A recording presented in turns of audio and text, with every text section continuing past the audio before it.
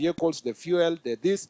Give us also clear suggestions on how to deal with the challenges. Corruption. Yeah, I will be listening to the best commander very keenly to hear how can we get rid of corruption in our traffic, so that, you know, saa hizi watu wanafikiria polisi ya traffic kazi yake tu ni kusimamisha gari, kuchukua kitu na kuweka mfuko. And yet you have more work. You are investigating, you go to court, you are writing reports. How can we improve communication between traffic police and the public, and how can we get rid of those who are chukua kitu kidogo? The same to in police stations. How can we make them human friendly, human rights friendly, so that we don't continue having these challenges that we are facing as a country? So ukikuja hapa ongea ya welfare, ongea pia ya county, so that we get to hear you, and then we will sum up at the end after an hour or so. Tutafunga mwisho, alafu sasa nitasema ile nilikuja nayo. Saa hizi sijasema chochote. I was just doing an introduction, and then we will close it with the governor. Thank you very much, and God bless you.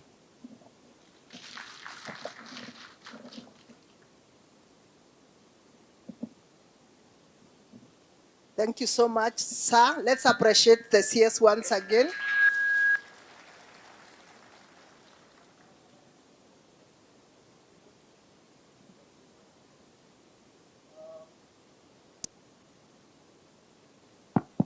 Please, hapa ni free conversation. Usiogope wewe ni OCS unasema DIG yako hapa ama waziri yako. Jukwaa ni free. Leo tunaweka free, tukimaliza tunarudi ile order ile tunafuatanga. So chief na assistant chief unaongea na waziri leo direct, usiogope county commissioner. Na yenye inasemwa hapa yani kiharibika inaishia hapa. Hakuna disciplinary action, hakuna nini. Ile mazuri ndio inasonga. Lakini yenye inaharibika inamalitia wapi? Hapa. Kwa mfano tulienda na Nyuki huko Nyahururu. Kuna OCS alisimama akasema, bwana IG, during recruitment ya police hatutaki nyinyi mrecruit wa mama tena. Kwa sababu niliangalia ati alikuwa anaenda operation, kuangalia upande huu mama was expected, kuona upande huu huyu hawezani na bandits. Akasema tupunguze mambo ya wamama tusiandike hao. Tukamwambia hapana. Police is not about fighting bandits peke yake. Asilete ile challenges alipitia afikirie ni everywhere. Now women in the National Police Service are 14%. Our work under the constitution is to push it until we reach 30%, and we will continue from there. Lakini iliishia hapo. Watu wengine wakaweka news headline wapi, lakini yenye inasema kwa jukwaa inaishia kwa jukwaa. Haipeleki kupita hapo. Zile yenye utaenda kuwasea huko nje sasa utapitia mambo mengine. Ya hapa ni free. Lakini usinitusi. Wewe sema point yako. Asante sana. Thank you so much, sir. At this juncture, I would like to invite the Principal Administrative Secretary to introduce staff from headquarters. Welcome, madam. Thank you. A round of applause for the Regional Commissioner Nyanza. Honorable Onesmus Kipchumba Murkomen, our Cabinet Secretary in charge of the Ministry of Interior and National Administration, the Governor, Siaya County, and all leaders present, allow me to ride on the already established protocols and say, Siaya, Amoso, good afternoon. And so I've been properly advised that I have to use the Queen's language, failure to which I can be sued. So on behalf of the Cabinet Secretary, I have two responsibilities. One is to introduce the team that is accompanying the Cabinet Secretary, and secondly, just to give a brief overview about the State Department for Internal Security and National Administration. The first person for me to introduce is the lady here. She's an assistant county commissioner called Daisy Bulungu. She's also our sign interpreter. On my right is a very critical team, that is the Secretariat for Jukwa la Usalama. Their responsibility is to make sure that they take a record of your submissions, and with the guidance of the Cabinet Secretary, what he will decide shall be implemented. I now call upon my colleagues from the headquarters to be kindly upstanding so that I may introduce you. On my immediate left is George Dianga. George Dianga is the Senior Assistant Commissioner General of Prisons, and hereby he's representing the Commissioner of Prisons, Mr. Arando. Behind him is your son. He's called Liki Ila. He's the Company Secretary for NACADA. Behind him is Commander Koech. Commander Koech is here to represent the Director of Kenya Coast Guard, and he's also a director within the Kenya Coast Guard fraternity. Behind him is Dr. Anthony Omerikwa, who is our CEO NACADA. Next to him is Mr. Mwangemi. Mwangemi is the director in charge of civil registration under the Ministry State Department for Immigration and Citizen Services. And next to him is Dr. Wanjao. Dr. Wanjao is the secretary in charge of the National Registration Bureau. We also have Madam Rose Obala. Rose Obala is a daughter of Siaya, and she's the secretary in charge of communications at the ministry. And next to her is Mr. Anganyo. Mr. Anganyo is the advisor to the Cabinet Secretary, Matters Security and National Administration. And my name is Beverly Opora. I'm the Principal Administrative Secretary. On behalf of that team, Siaya, according to the census that was done in 2019, you had a population of 993,183 persons. And it's expected that at date today, you could be having projected a population of 1.1 million. To be able to deliver, according to the requirement of the Constitution, on national government functions, you have been categorized as follows administratively. You have 8 sub-counties, with Usigu being the latest recently. You also have 16 divisions. You have 57 locations, and a total of 187 sub-locations. Following the deliberations that you held some times back, from the year 2017 to date, you were able to make some proposals, and the ministry gazetted the following units. We gazetted 1 sub-county, which is Siaya West, and I know you are keen to have it operationalized. We gazetted 9 divisions, 36 locations, and a total of 58 sub-locations. And as we sit at the ministry headquarters, we have been able to receive proposals for 3 divisions, 9 locations, and 1 sub-location. As Waziri has stated when he came to office and we embarked on the Jukwa Usalama forums, he has been able to address very many challenges that were affecting our service delivery as national government administration, matters around regulations and policies, matters around tooling and kitting, that is uniforms, matters around training and promotions. And on your behalf, we want to thank our Cabinet Secretary for the very many interventions. Now, on the part of the very many responsibilities that we have given you, one very critical one is that we expect the national government administration to spearhead environmental issues with a focus on climate change. We gave you a target that in consultation and cooperation with the leaders, you plant a total of 1.2 million trees, but congratulations, you've been able to plant a total of 1,458,583. We say congratulations, but continue. And finally, on behalf of this team, we just want to remind you that you are the link between the government and the community and other agencies that are not of national government, including the county government. Take a keen interest and have good knowledge of your area of jurisdiction and the functions that you are supposed to implement, and escalate the issues that you cannot, but more importantly, that which comes from the headquarters, make sure that you cascade the same. As national government administration, we are known to be jacks of all trades, though masters of none, and we are also known to be miracle workers. So to whom much is given, much is expected. We expect you to deliver at a time like this when you are serving here. Otherwise, on behalf of our principal secretaries, we want to assure you of unwavering support in your undertakings, and we say, erokamano ainya Siaya. Thank you. Thank you so much, Madam Pass. Let's appreciate her again. So we now get to the next chapter of our deliberations for the day. We are going to hear from you, and we will start with the assistant chiefs. Our first assistant chief will be Madam Margaret Odipo. Margaret Odipo, please come here. And all the officers who will be talking on behalf of the rest, I request that we all come forward and sit here at my right. Madam Odipo, please. And as has been requested by the CS, we have been asked to be free as we talk. This is a very rare opportunity for officers to talk in front of the CS. So I request that we say all the things that we feel will improve our service to the people of Siaya.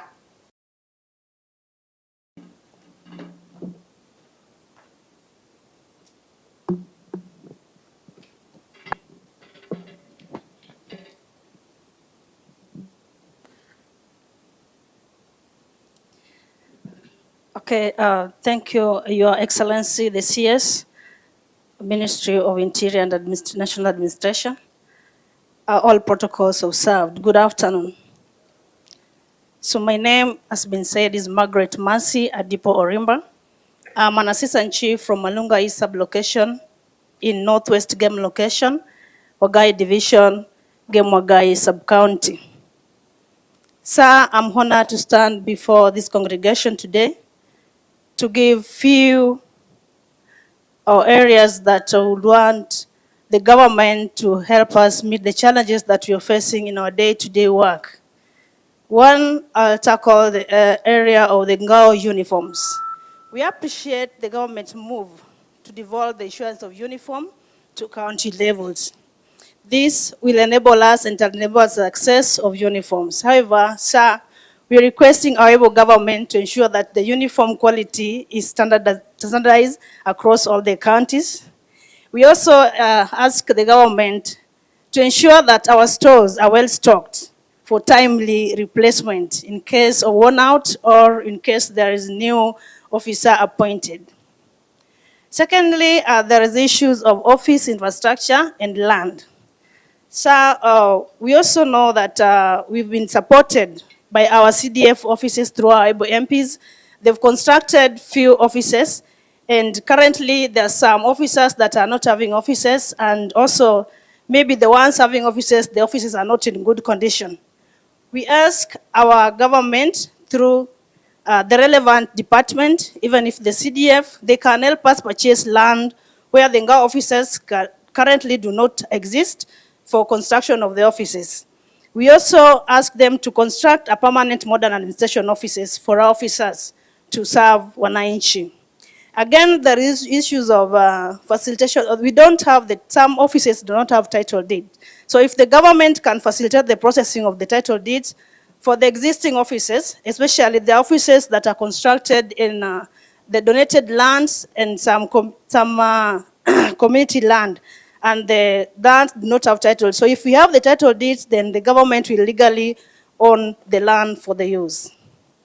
So before even we wait for the government, this goes to our Ngao officers, especially the chiefs, because we work within our local areas. We can even mobilize from our community. And I'm saying this because I've personally done it. When I joined the service in 2021, I got an office, but the office was not in good condition. So I mobilized my community and challenged them, and actually we only did it with 10 people. And we renovated our office, and it really looks smart, and even my DCC or SCC can confirm this, and even our officers who work within us in the sub-county. So chiefs, we can do this. We can use our community members. We can use the relevant stakeholders. We have some NGOs operating within our areas. So even before the governments come in and support us in any way that we're requesting, there's little we can do through mobilization. Let's talk well to the community members. There are people who are able and are willing to support community development. So another point is about the GAPU deployment and collaboration. So we are really grateful and we welcome the initiative of National Government Administration Police Unit. These will strengthen our operations within the community and enhance security. And we know that they are yet to be deployed. And currently, we've been working hand in hand with the National Police Service officers, and we appreciate their support. We've worked well, and they have supported us where they can, and we really hope that the government will fast-track this deployment of the Ngapu so that we have our officers that are directly attached to our offices, so that to enhance our service. Sometimes we get challenged because maybe the National Police Service officers are sometimes, there are so many jobs, work that need their attention, and we also need them. So if we really have the ones that are directly attached to us, and this will enhance our service to the community. And to our fellow Ngao team and even the community members, bringing the Ngapu to our offices will call for collaboration and teamwork. We really need to work hand in hand with them. We collaborate well, and this will enhance our services. And challenges may arise. What do we do? If challenges arise between us as work, let's sit as a team, resolve them quickly so that we get time to serve the wananchi. So I had another point of the authorization of new administration units. I don't want to repeat because a little has been said here, and we hope that once they are done, sir, you said that chiefs, the number is small. If you do that, actually once you come back, our number will increase because we have areas that were demarcated and they were gazetted, and they are yet to be operationalized so that we add more administration officers. With a few remarks, I'm grateful once again. I want to say that, sir, you're welcomed again in Siaya and even in Gemwagai, and you can visit everywhere in Siaya County. We love you and we love our government. With this, may God bless Siaya, God bless Kenya. Thank you very much. Thank you so much, Madam Margaret. Let's appreciate her well. So next is Mr. David Ongoro, an assistant chief from Rarieda. Welcome, Mr. Ongoro. And please let us not repeat what has already been said for the sake of our time. Thank you very much to the Cabinet Secretary, Ministry of Interior and National Administration, our Governor for Siaya County, all protocols observed. Good afternoon. As mentioned, I'm David Opola Ongoro, Assistant Chief for Kukwiri Sublocation, Rarieda Sub-County. I want to talk about a few issues regarding our duties as chiefs and assistant chiefs. The first one, I want to talk about mobility. I want to start by thanking the government for having thought it wise to provide chiefs with the motorbikes to ease their mobility. However, as you may know, I want to say that not all chiefs have been issued with the motorbikes, and it's a challenge because they have to look for other means when going about their regular duties. Another challenge I want to mention on the same note is that the motorbikes which were issued, there is a big challenge of spare parts. These motorbikes, to access their spare parts, is not very easy. So when they break down, it really makes the chiefs not perform as required because they will be paralyzed, they cannot move here and there. I also want to recommend that if possible, because these machines have a time span. The last time the chiefs were issued with the motorbikes is so long, and because every machine has a lifespan, we recommend that the government considers replacing these motorbikes at least in a span of every 5 years, so that the chiefs are well facilitated in their mobility. Having said that, allow me to talk about an area where we perform issues of crackdown.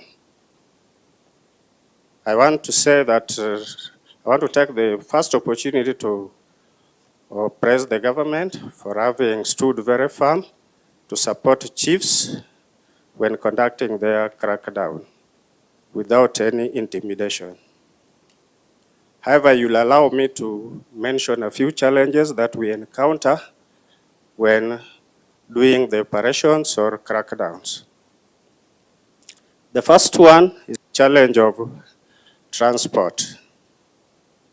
In most cases, when we get the culprits, transportation to the police stations becomes a challenge. You know, we are always on motorbikes, and transporting these culprits with the motorbike becomes a very big challenge. So the other area that we encounter, though on isolated cases, when the crackdown and arrests are done and exhibits recovered, in some isolated cases, we realize that these people get to court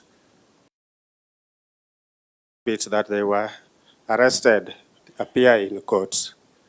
And now that begs a question on where these exhibits disappear in between. I also want to address another challenge, and I plead that we plead as chiefs that we prevail upon the courts, the office of the ODPP, and the courts. Most of the culprits we get to court, they receive leniency. The leniency the courts give is just questionable. The penalty that these culprits we take to court receive or sentence does not match what or the amount they are taken to court with. We really plead as chiefs that some intervention be done. There is an area also I also want to address in line of our duty, areas of response to distress calls. Most of the times, as community members, because most community members, it's the chief that they see around. Ndio serikali wanaona ako karibu kabisa. And at times a chief is even woken up at night, and you find yourself having no other option but to respond to this distress call. In some instances, when responding to these distress calls, our colleagues have received challenges. Most of these people, sometimes they are violent, and the worst part of it, in the event that the chief responds to this distress call, and maybe the suspect gets injured in one way or another, or when running away, then there are instances where cases have been turned against the chief. And we appeal to our colleagues in the police force that they should always take, before they take action to a chief, thorough investigation and even inquiry, a very good inquiry should be made to see that it is not just a mere allegation, but actually the chief had something that, or an area where he missed. So allow me to give a case example of a situation that we have now. One of the assistant chiefs for Kaugagi, Udendo sublocation in Siaya County, recently had a case when he responded to a distress call of a suspect of a cattle rustling case or a cattle theft case. The culprit, in an attempt to run away, sustained injury. And right now, we have information that the assistant chief, is about to face court action. We really appeal that the matter be investigated thoroughly before the assistant chief faces any action. That aside, I also want to mention an issue on chief's climate action. This was a very good initiative from the government, and I'm pleased to hear today that the tree cover in Siaya County has improved. It has been testified before us here. However, I want to say that as much as the chiefs have tried and the figures you've heard, there still exist a few challenges that need to be addressed. In most cases during the Chiefs Climate Day action, most of the residents always know they are going to get tree seedlings from the chief to plant back into their homes. Even if we have identified an institution, then they expect even to have some to go and plant in their homes. We always rely on our partners, local partners, but at times they also fail us. So it is just our humble plea that for us to sustain and make these days very effective and meet the expectations of wananchi, the government should chip in to see how we ensure that all these days are very successful, even on occasions when the partners we rely on do not provide us with the seedlings. Otherwise, I would plead that I beg to rest there, and thank you so much. Asante sana. Thank you so much, Assistant Chief. So next will be the category of chiefs, and we start with Mr. Simon Onyango, Southwest Alego.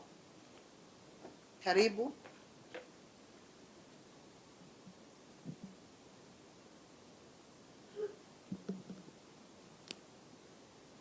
Our CS, Interior and National Coordination, National Administration, Honorable Onesmus, our RC, Madam Nyanza, our County Commissioner, all the DCs present, the ACCs, fellow chiefs, assistant chiefs, and the general public.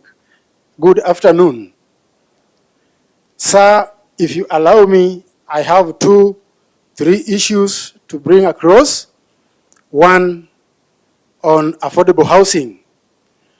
We thank His Excellency, Mr. President, and for bringing this project of affordable housing. The project brought forward has brought food on hundreds of youths, or has made them place their foods on their tables.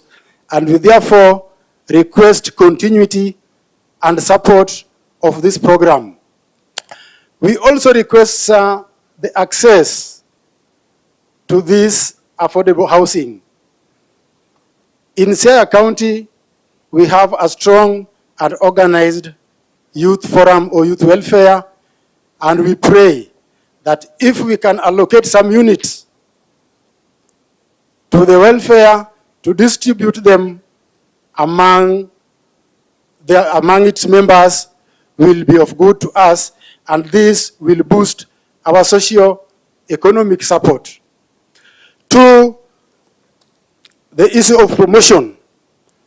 Sir, as you just said, some of the youths, some of the chiefs and assistant chiefs here had gone for security management at Embakasi, and some of them are due for retirement. They've been waiting for this promotion because they've stagnated in one job group to date. We as well request, sir, that the chiefs and assistant chiefs seated before you here, some of them have degrees, some of them have diplomas, and some of them have enrolled for the masters. If chance be, we pray that they be promoted to the post of CC, to ACC, sorry. To the post of ACC.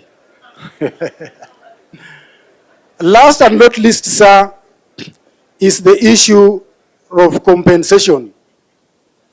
As you all aware, in our line of duty, we face so many challenges. So we request for compensation in case of injury, destruction, damages, or even death.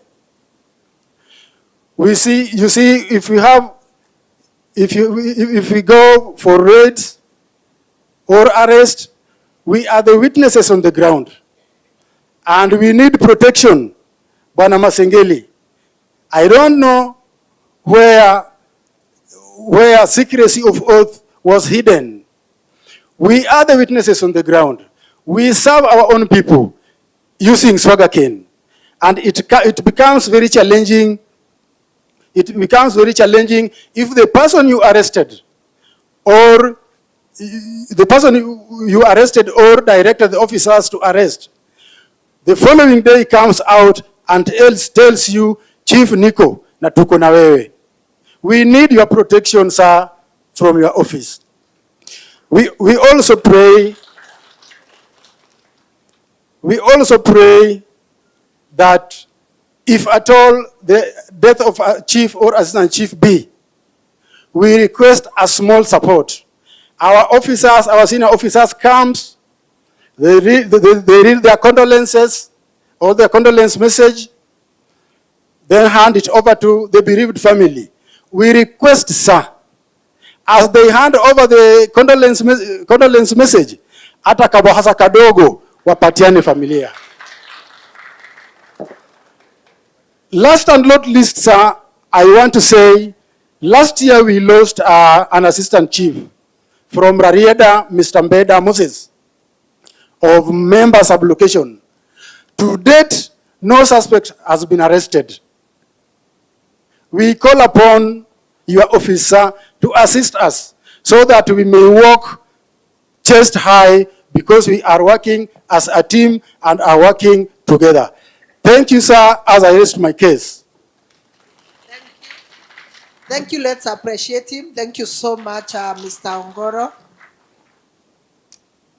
Next is Mr. Otieno Omondi, please. Madam Esnas Otieno. Karibu.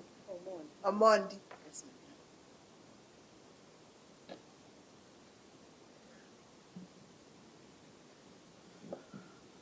To the Cabinet Secretary, our Governor, all protocols observed. Good afternoon. My name is Esnas Omondi. I'm Chief for West Sakwa location in Bondo Sub-County. Today, I'm honored to address this gathering of stakeholders in the security administration sector. As chiefs, we play a critical role in maintaining law and order and ensuring the well-being of our communities. So first, I'd like to express these issues. I'd like to express our sincere appreciations for the training programs currently undergoing at Embakasi College. These trainings have equipped us with essential skills to effectively serve our communities. So we are grateful for this investment in our capacity building. However, sir, we are humbly requesting for additional trainings on conflict resolutions, mediation, guidance and counseling, and other important courses relevant to our work. These short courses, sir, on these topics would greatly enhance our ability to serve our communities. Secondly, sir, I would like to bring to your attention the delay in salary payment for the newly appointed chiefs. We kindly request for your intervention on this matter, sir, for the colleagues to receive their pay. It actually demoralized them and they cannot work effectively since some of them have worked for more than 1 year without pay. Sir, kindly, we are requesting your intervention on this matter. And as well, sir, you find an officer of retirement stays for even 3 years without receiving the benefits. Some people even die before receiving their benefits. We are also requesting your intervention on this, sir, for the officers who have worked diligently for our government, for the nation to receive their pension benefits. Last but not least, sir, on behalf of my colleagues, we are grateful for the AI that is impressed that we normally receive. Chiefs do get 30,000. We are requesting if this can be increased from 30 to 50.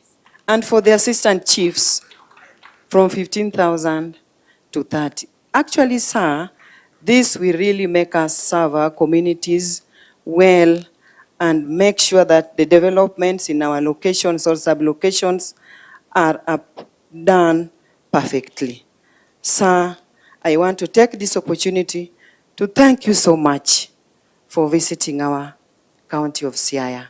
We love you and God bless you. Thank you so much. Thank you so much, Madam Otieno. Asante sana. We now move to the category of OCSs. Before the OCSs, is there a burning issue left by the chiefs that assistant chief or a chief want to add? I see a gentleman who has been raising his hand. Hapo tu kaa tu hapo, utasemea hapo. Huyo na ule moja. You stand so that we know two people. There was somebody here. Yeah, the two.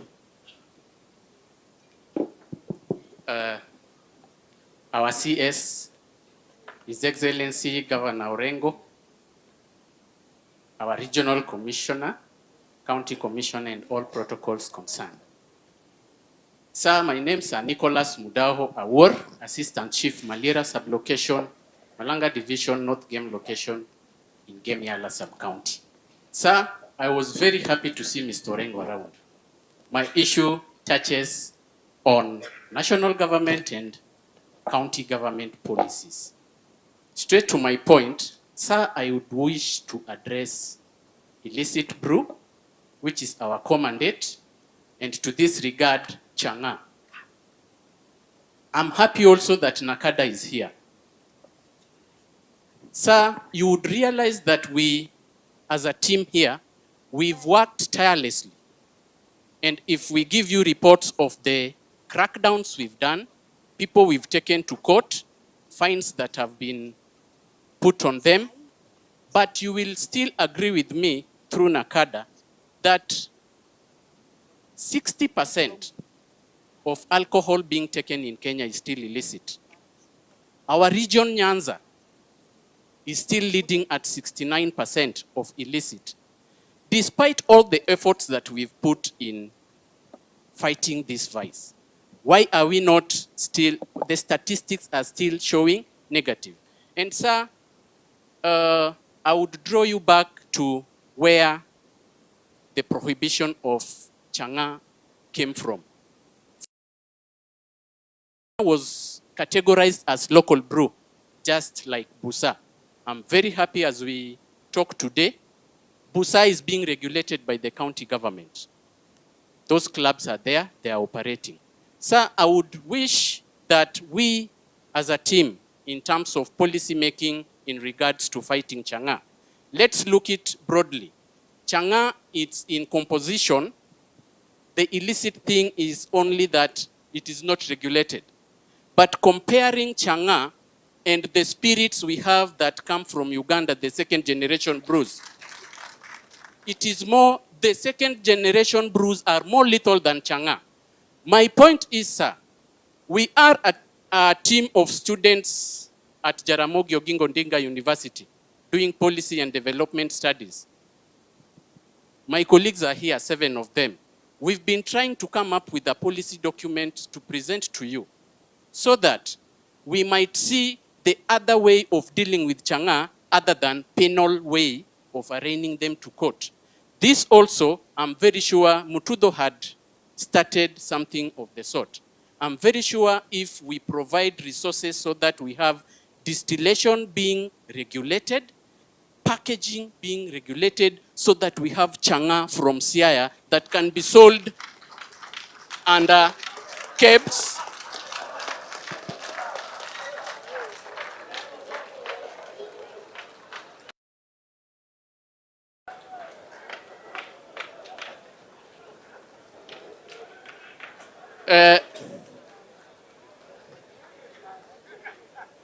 Sir, I'm not a partaker of changa. I'm presenting my views. Yeah, and towards this, I know we shall be creating jobs. You see what Keroche has done. They're distilling. Yeah, and if you see the composition of what makes up changa, ni unga, mtama, skari, and pure distillation. Yeah, so I humbly,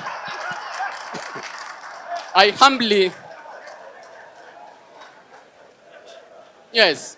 So, sir,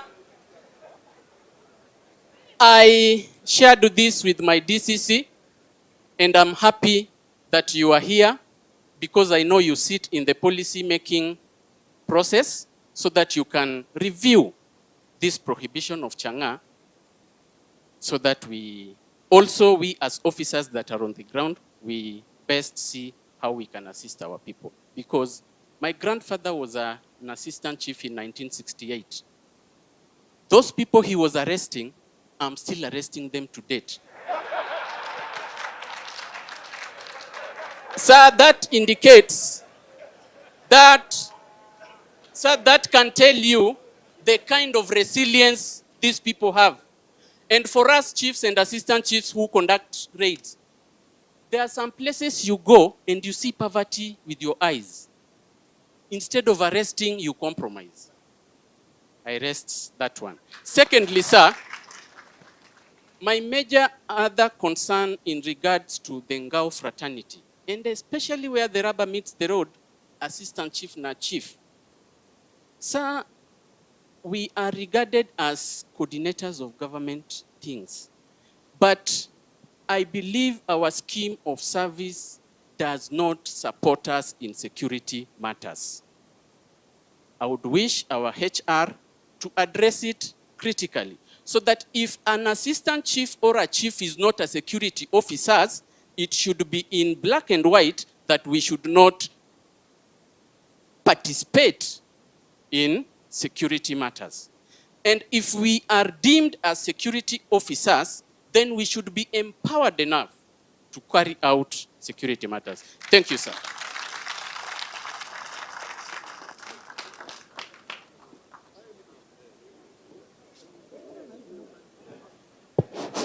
Thank you, Chief. I think you are now very popular in. I saw many people were cheering you there, but many of them also were on this other side. I will be saying that I don't think that, but we will discuss that later when I will respond. I don't think per se changa on its own is defined, it's illicit because it is named changa.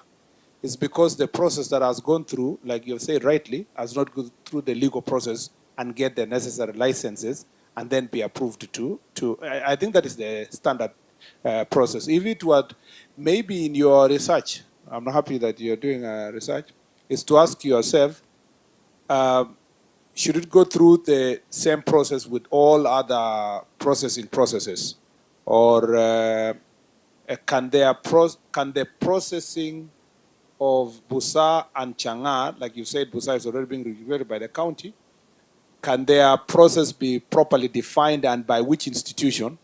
Then if you follow those institutional process, you have the certificate that you are required and you're keeping certain clean standards and the packaging is right, then you can be, because there is a public health issues and so forth. So if you follow all those processes, even today, I still think that then that is, it is permissible to the extent that you follow the necessary process. But your proposal is not out of ordinary. It is actually what is expected even as at now. Chief, and Omarikwa, later I will expect you to say something. Where is it? The CEO Nakada. Okay, yeah, Liki, who is a lawyer also, is here. Sir, our CS, I'm Jojo Duropondo, Senior Assistant Chief, Gunja Sub-Location. My concern is transparency on appointments of chiefs and assistant chiefs. Joined service on the year 2006. In our location, we have 4 sub-locations. I served up to the year 2023. I got the appointment of acting chief, of which I acted for almost 2 years. We did our interviews, of which the interviews we took 3 serving assistant chiefs and 2 non-serving assistant chiefs. When the appointments came, we were surprised only to get appointment from someone outside the service, just civilian. I think I'd served for 20 years, acted 2 years, of which I only had 5 years to retire. When I got the appointment that civilian had been appointed, that civilian is now here. Yes.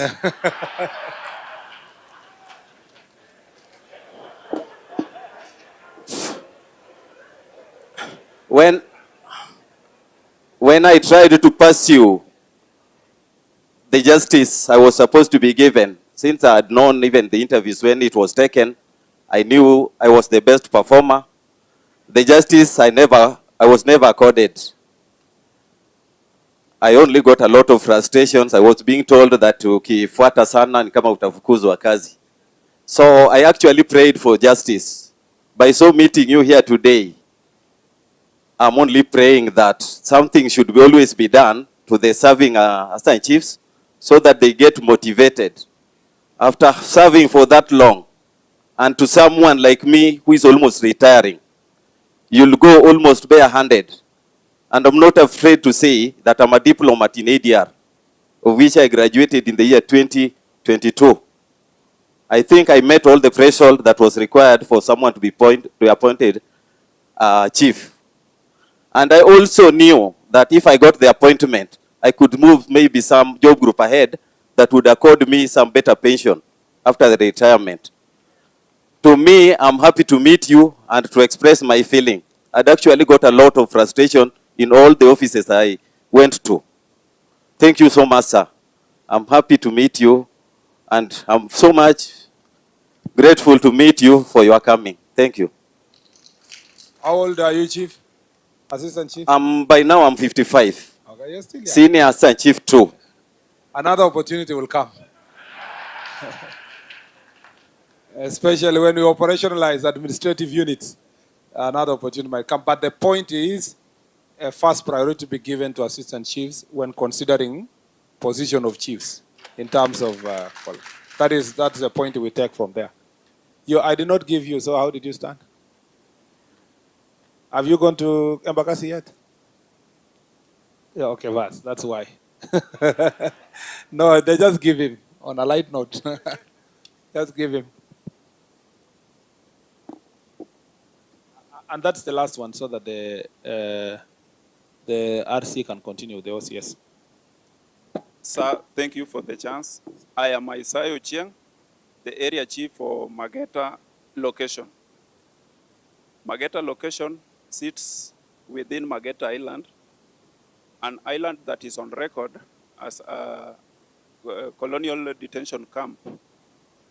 Sir, Mageta Island is one of the most populated islands in Kenya. And for that matter, we face various challenges. To begin with, we've had long-standing cross-border conflicts whereby residents from Mageta have been undergoing humiliation or torture or indiscriminate arrest by Ugandan authorities. We've been receiving reports as administrators by our residents on the ongoings, but there's nothing actually we can do about it. Sir, on that matter, I request that the government to consider deploying border patrol unit. Secondly, we've also had human-wildlife conflicts where hippopotamus and crocodiles have been intensifying their attacks on residents. So on this matter, I request that the government to consider establishing a KWS base within Usigu sub-county and by far to deploy the officers in Mageta Island. Sir, we've had there was a speaker or assistant chief that had spoken before concerning delayed prosecution of some matters or faster reaction to chief's actions. Sir, on this matter, I would like to say that we've had unhealthy alliances by some of the police officers within our localities. As much as they should they should not use the information to weaponize or use it to suppress or thwart the efforts of chiefs or other administrators in performing their duties. The same, they have escalated the same in thwarting cases, critical cases or sensitive cases like defilement and other sexual-related offenses, and even cattle theft. So I request that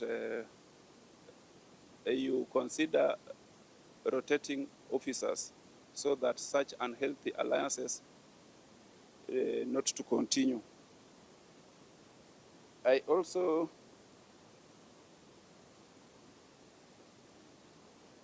request Governor within our midst, I request that the health department consider deploying veterinary officers or agricultural officers within Mageta.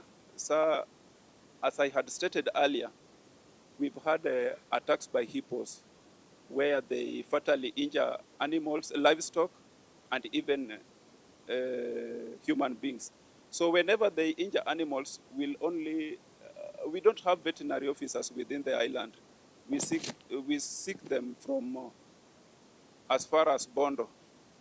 And for them to come is really hectic. They never appear. So I request that they be deployed within the island. Thank you so much, sir.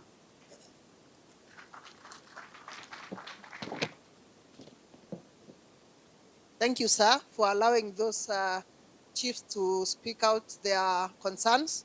We were to miss the chiefs.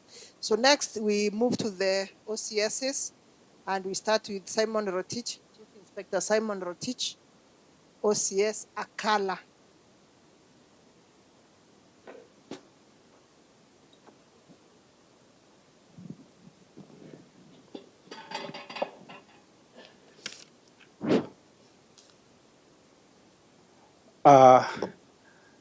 Our chief guest, Sir Honorable Onesimus Kipchumba Murkomen, EGH, Cabinet Secretary for Interior and National Coordination, our Governor, His Excellency,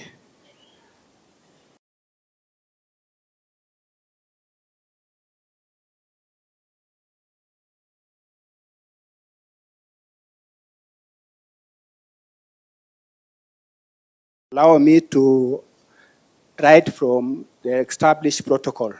Good afternoon. Good afternoon again. Yes.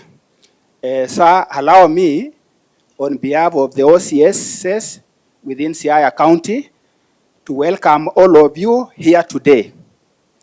Our task is to deliberate on the multifaceted and multidimensional aspect of human security in Siaya.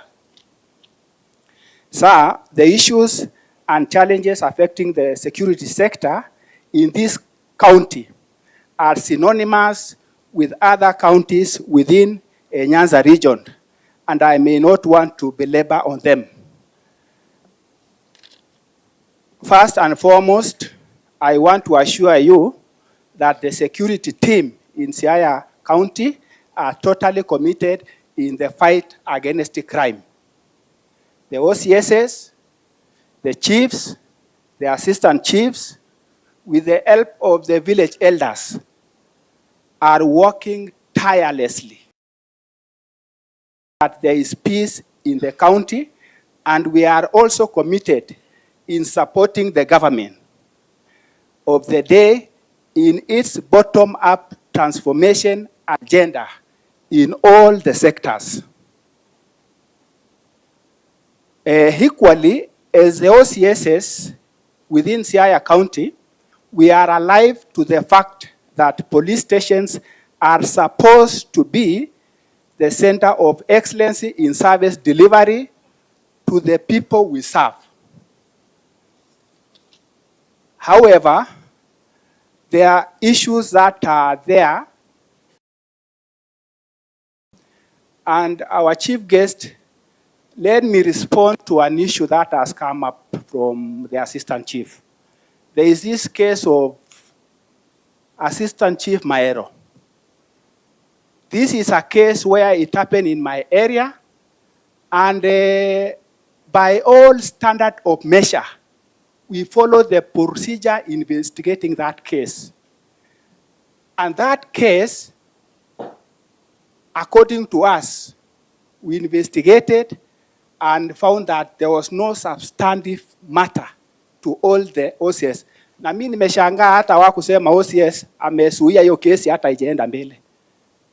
So hiyo kesi naijua, and that case is, hata saa hii vile naongea waziri, there is a complaint against me. Kuna mtu ameandika, not even the complainant, there is a person there. Ameandika kwa DIG, ameandika kwa IG, ameandika kwa IPOA, ameandika kwa EACC on the same case. That mimi ati mimi natembea na sijui nakaa na hawa, and I don't know them. So I want to remain very clear that we are going to stand with the chief. Na hiyo mtu alipowekwa pingu alitoroka akalala msituni. Only to resurface the following day. Ikatolewa pingu, akakuja station, in the normal way we investigated, tukampa P3 akajaza. The worrying issue is that anasema ati alikwenda ICU 5 days. 5 days. Na P3 inasema harm. How can you go to an ICU and the P3 says harm? That cannot be practical. So for that case, I know ukisikia nimeenda transfer, hiyo complaint sasa ndio hiyo ilienda huko. Yes, I'm saying the truth. Iende kwa DIG. In fact, this person is very malicious, and address Mr. Langat, Mr. Kanja, and address huyu wa EACC, Abdullahi or something like that, and address hiyo yote. So, mkisikia nimeenda transfer ndio hiyo kesi. Yes. I was saying that, however, there is, as we proceed, there is inadequate, our challenges now, inadequate police vehicles and insufficient fuel. I don't want to mention those. In fact, that's been mentioned several times. And then there is an issue of prisoners who are supposed to be ferried from prison Siaya here. You find that each station in Bondo, we are committing one vehicle daily to go to Siaya prisons and ferry prisoners to court. At the same time, guard the same prisoners, and the evening they return them to Siaya. In fact, the vehicle we are using in Land Cruiser, it is not compatible with the standard of ferrying criminals who are very dangerous, like robbers, murderers, robbery with violence. I think we need to allow that prisons do their work. Kulikuwa na gari zile basi ya Mudi ya Wari, sijui kama wako naye. Wacha Mariamu, kuna bus which has been designed to have a compartment of security and compartment of the remandees. So we are requesting that prison to undertake that duty. They go to court, they process, they return them. If that is not working, then let a vehicle be stationed at these courts, let's say Bondo, to ferry those prisoners as we use the motor vehicle at the station. Because like tomorrow, my vehicle will be at Bondo the whole day. Nothing will happen in my station. So those are the things we are trying to pass on. There is this challenge of borders. We are also requesting, kama tunaweza pata motorbike, wakiingia vichochoro, tunaingia na wao. Saa hii akiingia vichochoro na Land Cruiser, unafunga brake, unashuka, unaangalia, akienda. So you are left wondering, sasa hii ni nini sasa? So kama tungekuwa na motorbike, tunalala naye mpaka mwisho ajue si tuko. So hatuwezi kuachilia namna hiyo, and this is an area that it is causing us trouble. The other day somebody was shot Nairobi hapo, na kama kungekuwa na motorbike angenasa haraka. So another area is a general election preparedness. I think we are in an era and we need these officers to be prepared adequately so that we don't run into 2007, where we did our best, but our best did not favor us. We were in the receiving end. So we require that these trainings, ikuje tu mapema. Tuangalie, tujipange, wakati wa election, tuko imara, na tushikilie hapo. And of course, adequate supply of riot control equipments. Yeah, there is another area of refresher courses. For those who know refresher courses, it used to be called smartening. Officer akiwa station ameanza kuregea namna hiyo course ikiingia, hata saa zingine yeye anajua mwenyewe ataenda hiyo course. Hiyo course ikiingia, tunamdunga anaenda miezi 2, akirudi amenyoroka. So tuna request those refresher courses, and then instead of going to Kiganjo, let it be cascaded now to the regions. We have regions, PT, they remain functional. Right now, I think they are dormant, completely. Wale wanakaa saa hii kule, ukikuta mtu wako karibu na Kitale huko, saa hii analima shamba. Anavuna mahindi, anabeba, anako PTC.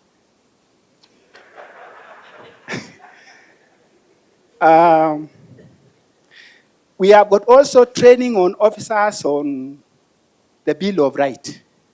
In fact, Bill of Rights is in Chapter 4. And Chapter 4 is one of the biggest chapters in Constitution. I know you are a lawyer, you are aware of this. And this Bill of Rights runs from Article 19 all the way to Article 59. Fundamental freedoms and rights to the National Commission, National and Equalization Commission.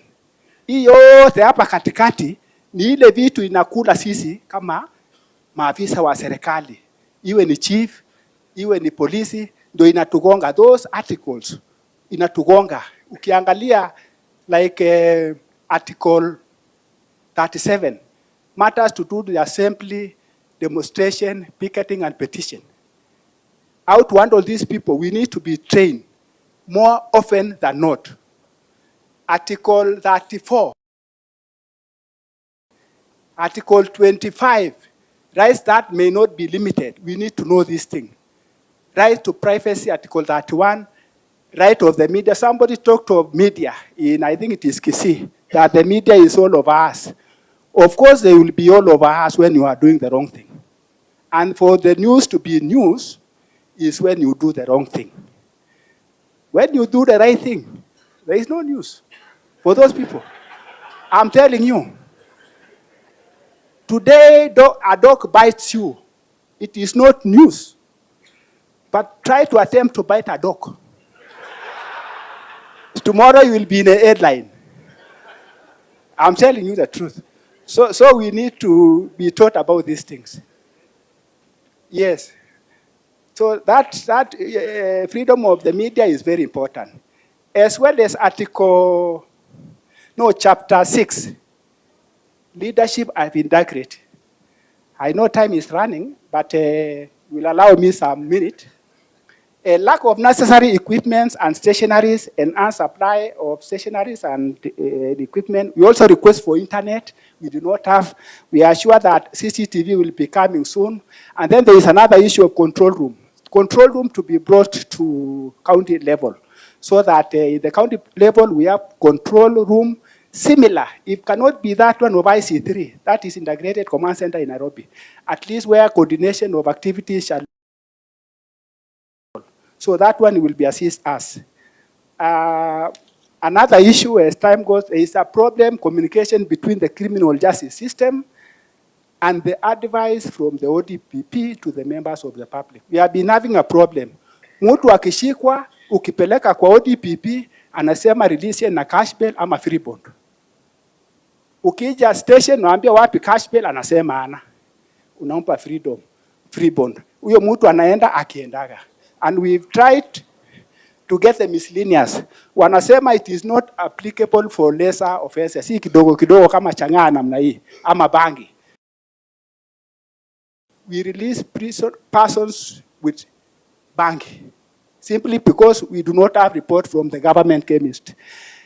As I rush, there is what is called police driving permit. We request that police or CSS wapewe driving license.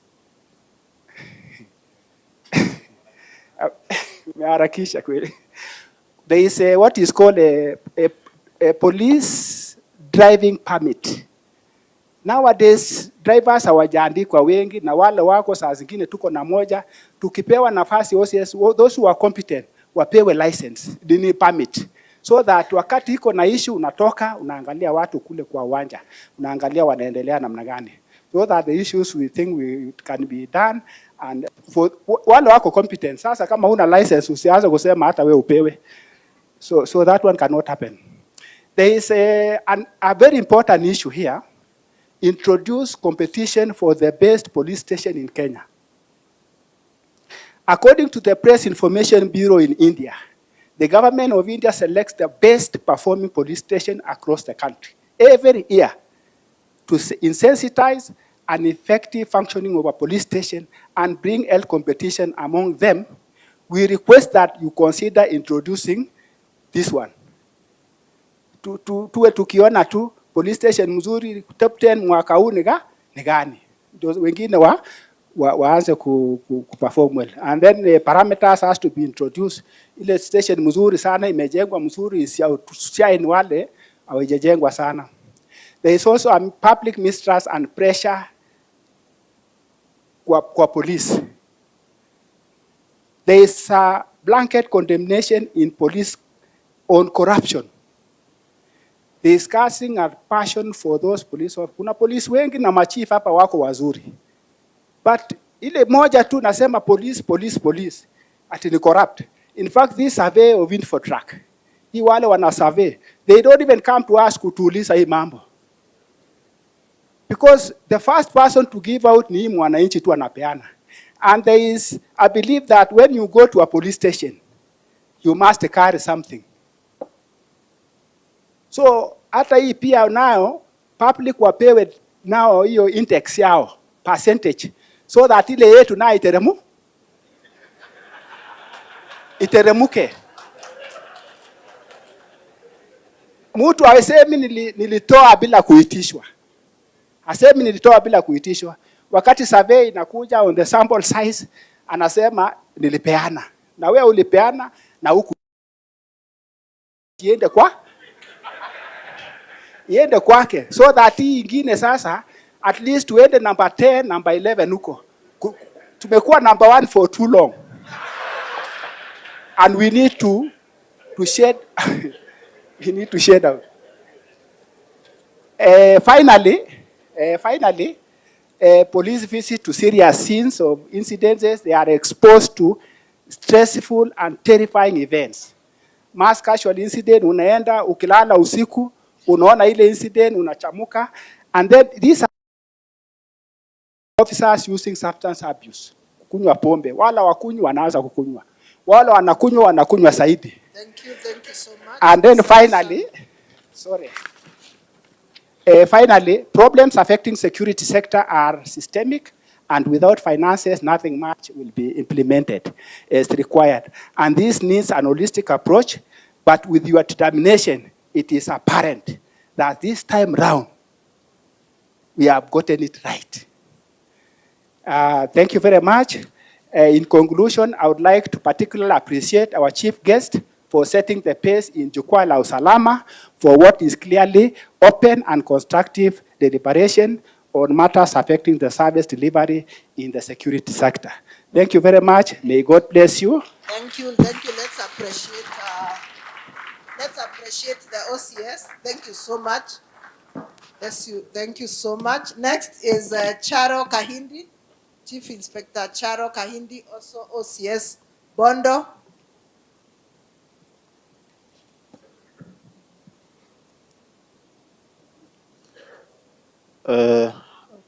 Our CSR, Governor Siaya County, Another OCS. Regional Police Regional Police Commissioner, Nyanza Region, Regional Police Commander, all protocols observed. Good afternoon. Good afternoon once again. My name is Kahindi Charo. Kahindi Charo is the OCS Bondo Police Station. And I would like to add to what my colleague has just spoken. And I'll try to be very brief. Our CSR, there are a number of items that we have identified. And this is an extension to what has just been mentioned.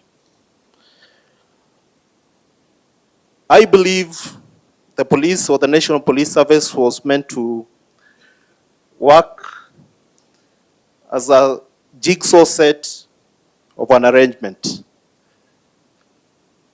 There are different departments within a police station that requires capacity building, and this brings me to the point where we would kindly request our able CS to support the National Police Service with funding on training.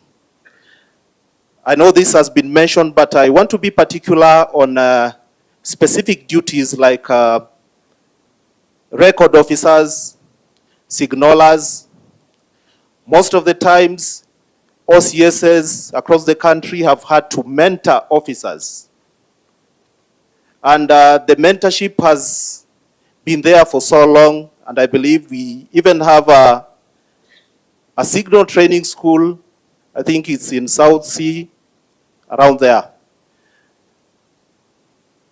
We request that if conditions allow, you may support us so that we may have officers who have the prerequisite skills to undertake the duties in respective police station.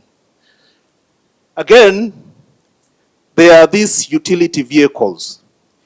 The other day, I was reading in the media that,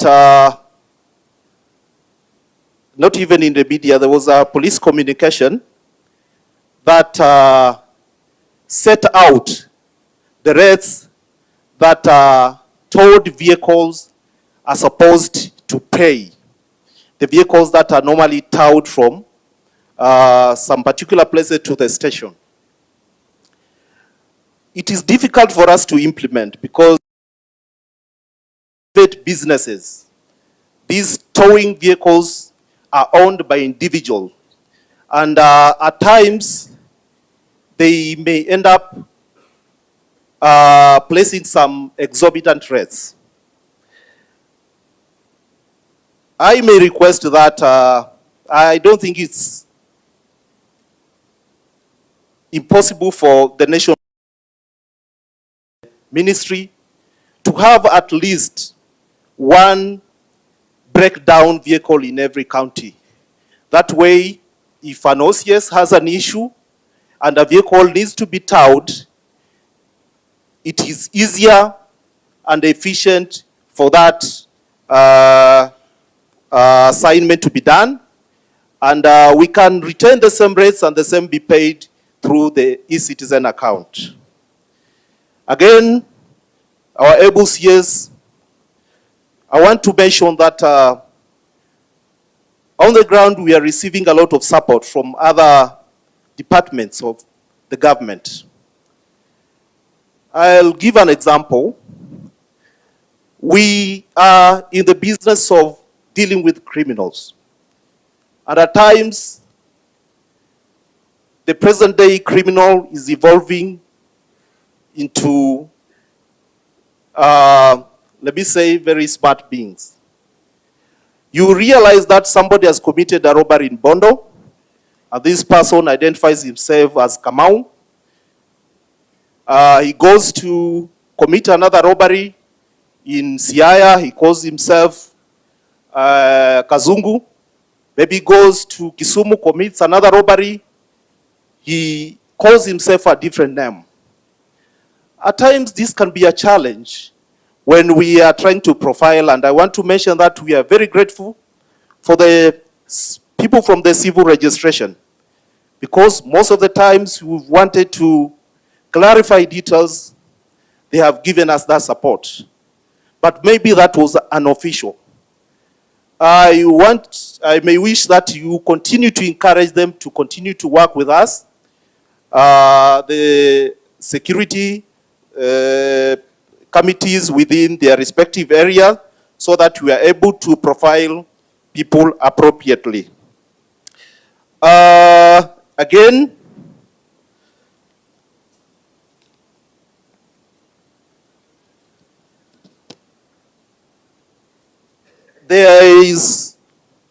we have police establishments that have been constructed in various parts of the county.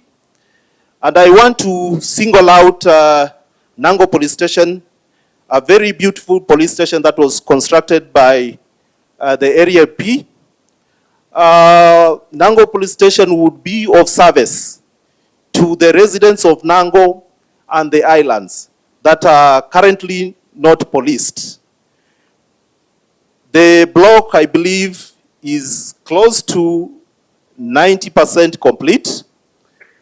We would wish that Nango Police Station, and I've also been briefed of Ndira Police Station, be gazetted, so that within our establishment we can deploy officers there to continue with serving the public.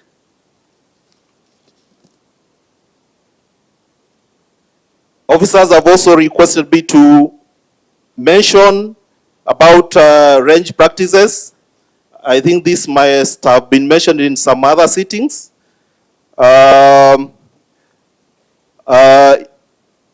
of enough office space, I think this has also been mentioned. There are also those officers who have been promoted on merit. I am making two requests on that.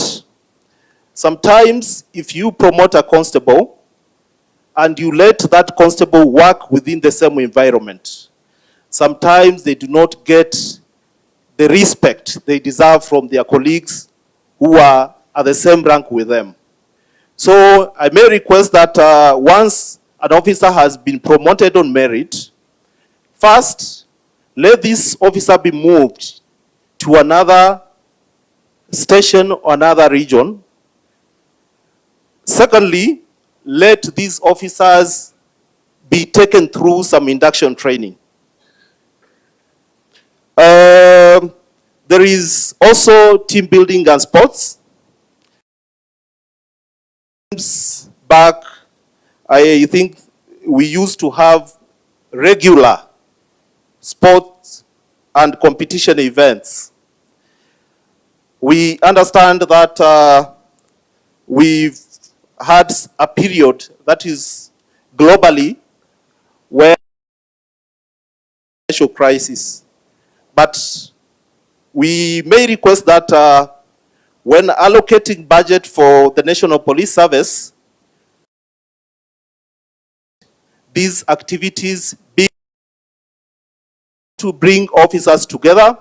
They are able to build that synergy, and it's a great welfare project where officers are able to interact besides their official mandate.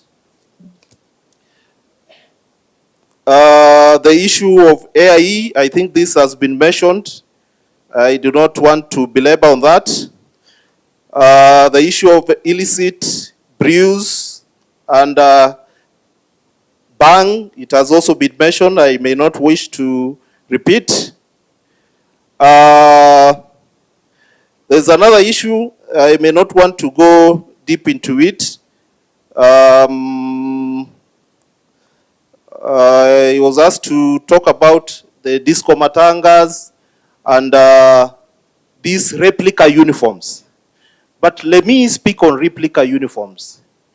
There has been a tendency where we find members of the public donning replica security uniforms. At times we have a challenge when we arrest these people, because the moment we arrest them to court, we are asked to produce some authority to confirm that indeed this replica uniform belongs to a certain service. But sir, I may wish to say this. For the safety and security of the areas that we are responsible, I think we need to make a statement on this, because you may find that these replica uniforms are being misused by some of our people. They may go to the Changadens to collect some tokens, and the message down there, they are saying, we saw police officers in uniform collecting tokens at a particular place. The worst of it, sometimes these people waylay members of the public along the road. Somebody is told by someone who is donning a replica police uniform, a replica KDF uniform, a replica forest uniform. A member of the public may not be able to differentiate between whether this is the right uniform for security officers or not. So I think we may need a statement, to make a statement on that. The other one is hardship allowances.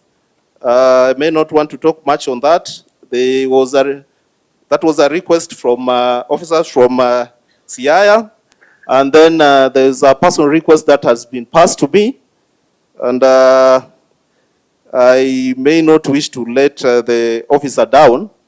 There's an officer who has requested if he could be moved to another county. He's an inspector, and he served in Siaya, I think, for 7 years. I don't know whether he's here with us. Ruben? Siaya? So at least I've passed that message. Thank you so much, sir, and welcome back again. God bless you. Thank you so much, Mr. Kahindi. Pigieni makofi tafadhali. So with your permission, sir, we move now to the category of ACCs, and we start with Mr. Vincent Keno from Rarieda. Next will be Anne Ojuado.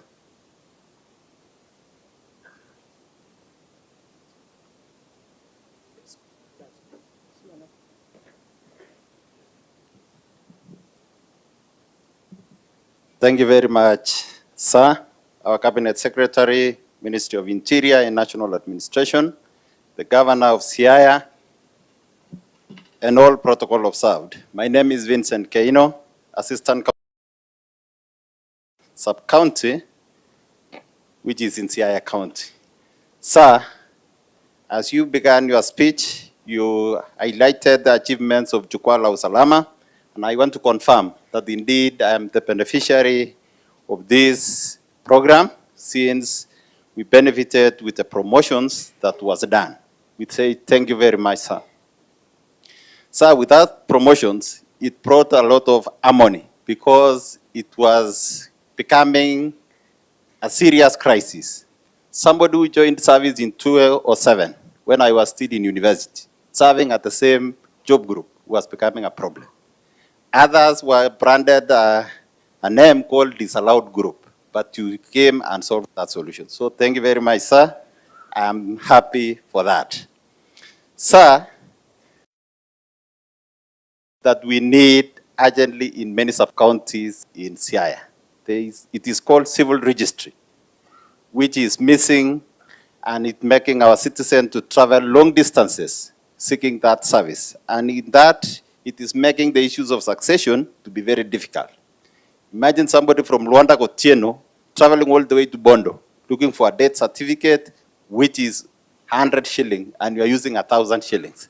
So it makes people discouraged, and that has an impact on issues of succession.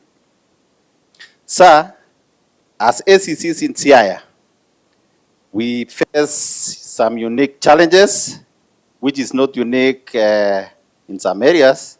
One is this issue of disco matanga. Let it transform it from a policy into a legal provision so that it can be implemented. Because as we have said, Siaya is made of professionals. They can interpret any law. So they tell you, as ACC, I am a law abiding, violating any law. I am violating, and then I will stop disco matanga. So with little knowledge we have in law, tunaanza kutapatapa. So assist us to ensure that it is anchored in law so that we can quote that particular provision in law, sir. Sir, the issue of mobility is a big challenge. ACCs normally face that crisis since the OCCSs were crying about fuel. For us, we don't even have that vehicle to cry for fuel. So, sir, sema tu neno moja na ACCs wapate kagari. So, sir, another issue you are facing, we know the issue of BMUs is that it is squarely in the county government, but we request some input from security people when they are being elected to avoid this issue of infiltration by criminals. You know, when you go to the lake, so if nobody regulates them, they may turn out to be a very dangerous gang in the lake. So, sir, again, Siaya, especially some sub-counties like Rarieda, Usigu, and Ugenya, it's always dry, and we buy water here in Siaya. So, kama kuna macho ya hardship allowance, please, if possible, consider us for those. So with those few remarks, I commit on behalf of my colleagues that we are ready to serve the people of Siaya and the people of Kenya without any favor or fear. Thank you very much, sir. Thank you. Let's clap for him. Asante sana. Next is Madam Anne. To the Cabinet Secretary, Minister of Interior, and National Administration, Bwana CS, the Governor of Siaya County, and all leaders. Siaya, habari zenu? Urionade?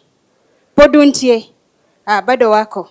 I thought they had left. So, sir, my name is Anne Ojwando, the Assistant County Commissioner for Kwala Division in Ugenya Sub-County. I want to talk about a few things. Number one, in Kenya we say, ukiona mwenzako ananyolewa, chako unakitia maji.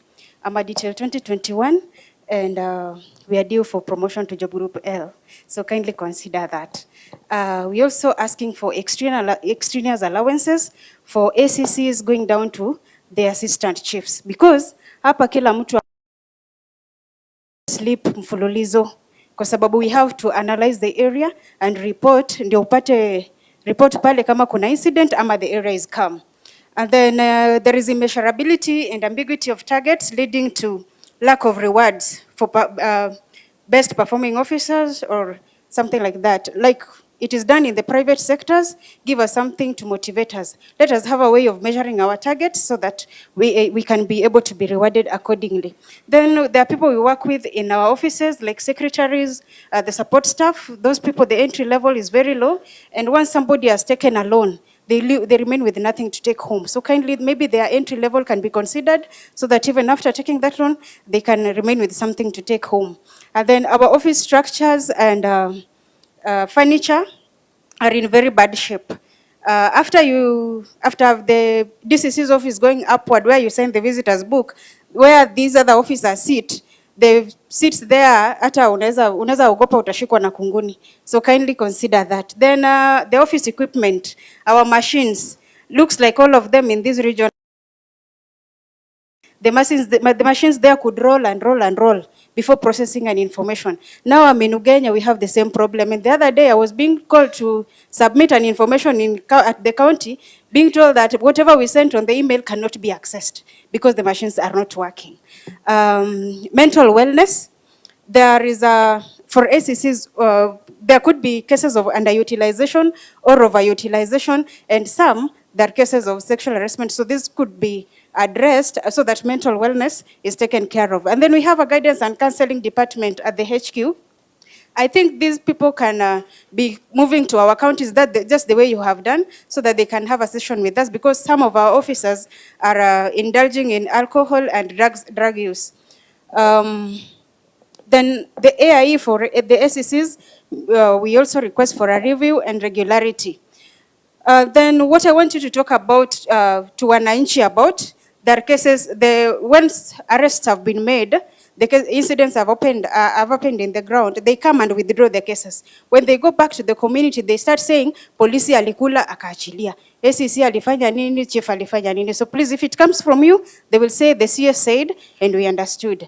Also, something on the relationship between the NPS and Ngaos. You've heard, that is an example. But I think this should be looked at objectively so that we enhance the relationship between Ngaos and NPS so that we can have a healthy relationship, because we cannot work independently, separately. Then you ask about succession. From my area where I work, we came up with an initiative. We involved the judiciary. So the senior magistrate at Kuala Law Court, we go to the field together for barazas, we sensitize members of the public, and from his feedback and mine, the cases of land matters have gone down, and succession is being undertaken by most of the public. And then, sir, maybe you can also, you may also say something about the village elders. Finally, I have a success story in regard. When I came to Siaya in January last year, I studied for some time mapping the illicit brew dealers and the bank sellers. In total, from my division, we had 205. But now I can gladly report to you that in this booklet, I have contacts of 65 people who are. In this regard, also there are women who have formed a group which they've used to borrow government loans, and they're doing well. So they asked me, now that I'm meeting with you, to invite you as a friend and request you on their behalf that you may collaborate with other people as their friend to support with them, may attend and chairs for their trades. Thank you, sir. Allow me to hand this over to you. Thank you. Thank you so much, Madam Anne. So Madam Anne mentioned the harassment in passing.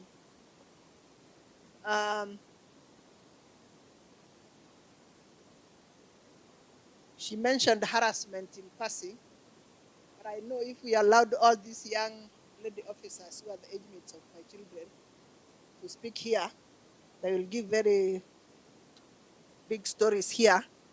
So that's a matter that needs attention. It's not a matter that should be mentioned in passing. So next is the base commander, Mr. Simon Nyandusi. Just kidogo tu. I know this was the lower level in those in the police, and I agree with you. Pass. We might need. Pass hapa. We might need to have, and also for DIG, one meeting for representative of police officers and SCCs to discuss sexual harassment. It will be very important at the workplace. Thank you, because workplace is the field. Yeah, thank you. You know, sex for promotion, sex for allowance. You think that it's not a joke? It's a very serious issue. Not just in one ministry, in every part of government, and so that we can enhance the policy on sexual harassment in workplace and protect our officers. So I will be very happy if we can organize one forum for women alone, because they are the minority in both Ngao and the police. Is there an OCS who thinks there's something that was left out? Who has a point in bullet form? Yeah, I saw you were anxious to say something. Yes, stand. Oh, bullet form.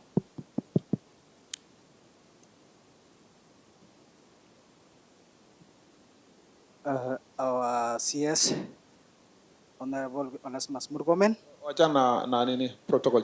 Jina tu na your station and I'm Inspector Kibruto from OCS Sidindi.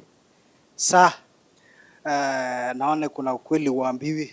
Siaya, sir, is one of the operation areas in Kenya. And we are requesting, sir, if your office can be able to classify in police work Siaya as one of the operation areas. Two, sir, in Siaya is where you find most of the inspectors are OCS. Like me, I'm an inspector and I'm OCS. Section 34 of the Public Service Commission says that when a person acts for more than 6 months, he should be confirmed in the position you are, sir. So you are requesting, sir, sir. What does that mean? That you should be? Sir, you are requesting. You are still acting? Yes, sir. Okay, I understand. And yes, sir. Okay. The other one is in the case of as we perform our daily duties, we make a lot of calls, sir. We were requesting your office to check on the such airtimes, or there are some times when we are hired, sir. Ya mwisho, mambo ya community policing iko chini sana Siaya, sir. We were requesting if community policing could be revived, it will be better. Thank you so much. There was your colleague at the corner. Is there something I missed out?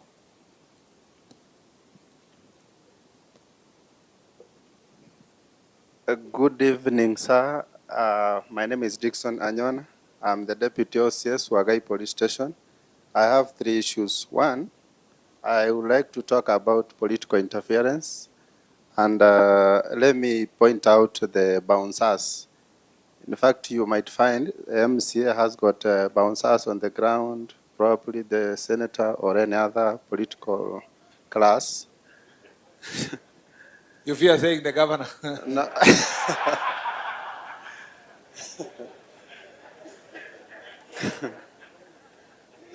Sir, these bouncers actually pose a great threat, especially when we want to identify them with the society. And you find them wearing maybe a T-shirt written security. They are just walking around bouncing, and they are. In fact, some of them, when we arrested them, they hang on the MCA, they hang on the senator, they hang on the MP, the governor. So I really appreciate if we find a way of identifying the bouncers with our political class leaders. Number 2, I want to talk about the issue of our courts. In fact, I have handled about 3 cases. One is a case of a cow, where there were 2 parties who are claiming that a cow has been, they are claiming 1 cow, and they have all gone to the court.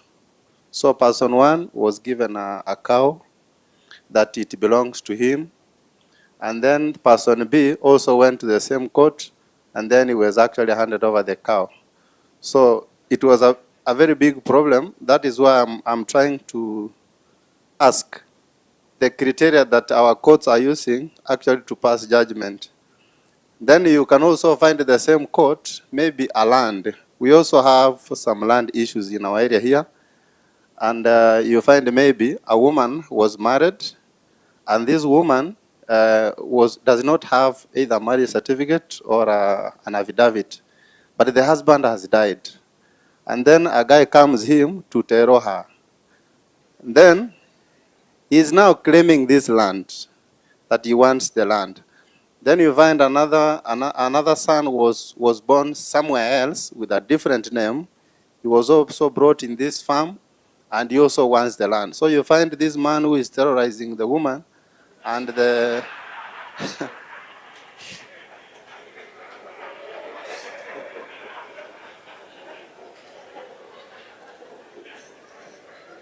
So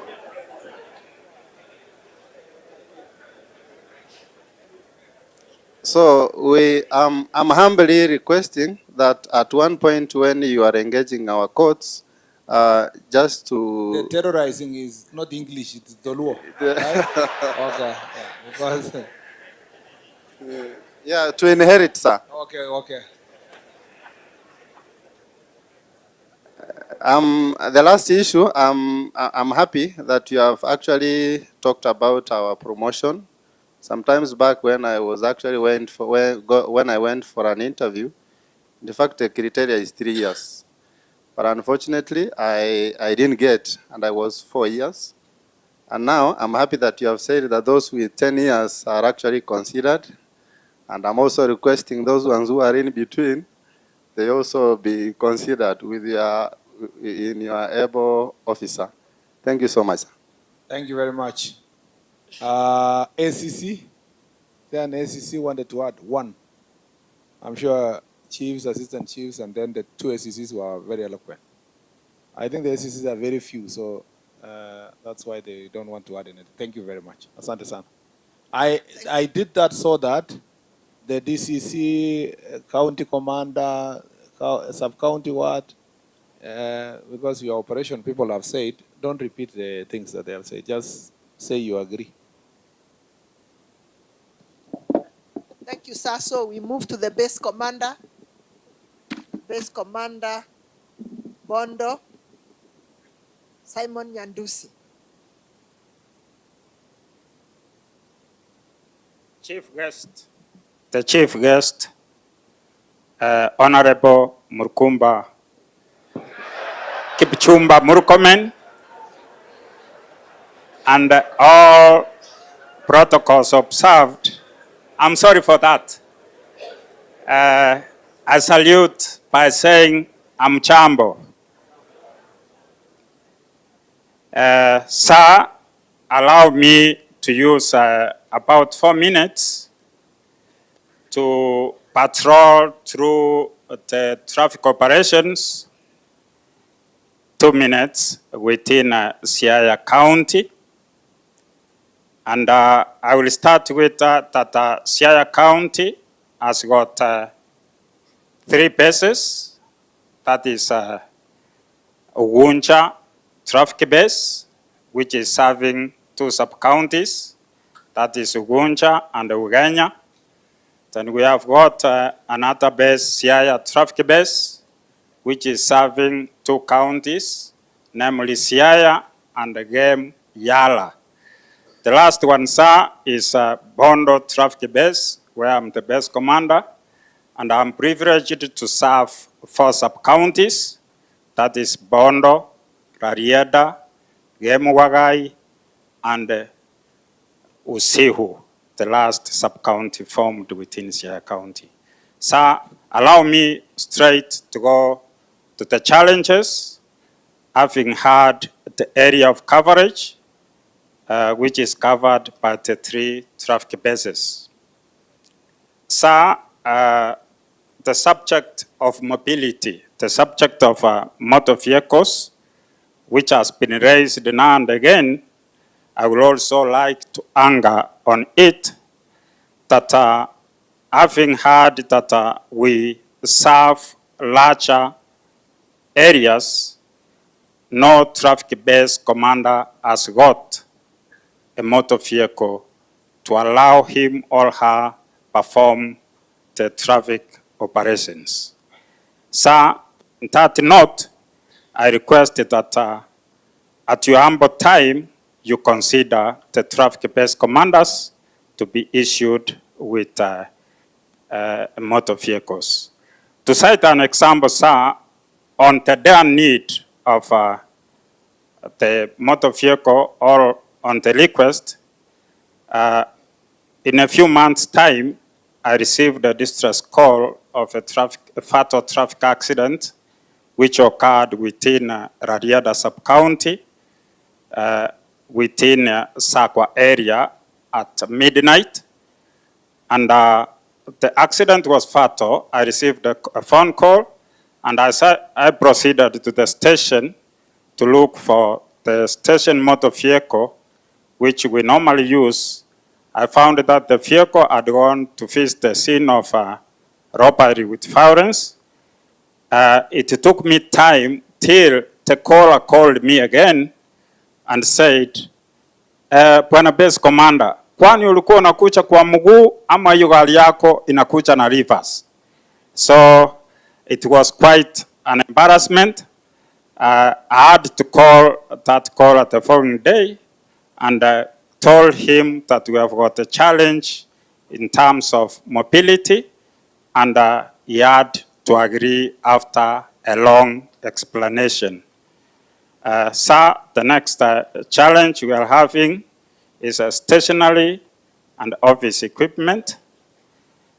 Sir, we rarely receive stationery, bearing in mind that the traffic department is engaged to performing duties of various investigations, matters, accident, and it takes us an extra mile to use our coins to purchase stationery like statement papers, so that we can record statement from the accident victims and the witnesses, so that we can process the files for further action. Sir, on matters equipment, we are also requesting that our officers be equipped with computers, bearing in mind that we are now in the digital era and we normally receive our instructions through email, and it takes us time to acquire the information in the right time because we don't have the right apparatus. It takes us time to go to the cyber, and in the cyber we use our own resources so that we can get access and open the email, and in most cases the information is at times left at the cyber business premises and might be misused. So the last challenge, I'm requesting that matters training, as I've said, that we are moving to the, we are in the digital era. We need to be trained on matters digital. Now that we are moving to digital P, which recently I saw that it has moved to the station level, and our officers have not been oriented on matters digital OP. Asante. Lastly, sir, allow me to also read a verse from the Bible as I hand over the microphone. From the book of Matthew 7, verses 7, which says that ask and you will be given. Knock and the doors will be open. So, riding on that spiritual protocol, it's my humble request with total humility that I request that the two base commanders, that is base commander Wuncha and the base commander Bondo, who are serving as the base commanders with the rank of an inspector of police, sir, at your own humility, you consider promoting us to the level of a chief inspector so that we be in line with our counterpart, the Siaya base commander, and continue serving the good people of Siaya. Thank you. Thank you, Asante sir. sana. Thank you so much. Our next speaker will be Mr. Christopher Nyaindi, Administration Police Commander, Siaya Sub-County. Thank you, sir. Our Chief Guest, sir, CS for Interior and National Administration, our DIG, the Governor, and all protocol observed. Chiefs and my fellow colleagues, good afternoon. So, a quick one. Number one, I will want to talk about transition to retirement because I see myself heading towards that direction. So I will request that there should be a seamless transition of guys leaving the police or chiefs to a retirement so that they get their gratuity as early as possible to avoid frustration. And this can be done if the services are cascaded to the lower areas. The next one is about insurance and health cover. So most of our officers are having problems when they go to hospitals that they are told that the medical cover that they have, especially the outpatients, are just limited to a certain amount that they cannot get services that is more than, for example, more than 2,500 in a day. If the service exceeds the amount which is capitated to be 2,500, maybe you cannot get the service. So I request you that you check on that, sir. Thirdly, sir, there's a colleague who has talked about lovers of our politicians. I hope they are there. They are our guests, and I would want to request kindly, sir, that we are the law enforcers, and the security agencies needs a collaborative effort to succeed. We will request them that their lovers, they sometimes advise their lovers to know the limit. Because, for example, even when you are here, there was a lot of commotion behind here. And this commotion is because they are not told where their limit should be. And us as the law enforcers, we need to reach certain limit and tell them that now from here you cannot move. So finally, I will want to thank you and kindly consider us when we are here. Siaya is a vast area and they are contraband goods because it borders Uganda. And the people have talked of, we've talked of mobility. The mobility, the patrols are not enough because the issue of fuel and this adverse area. So with the few remarks, I say thank you if you consider that. Thank you. Thank you so much. So we move to prisons.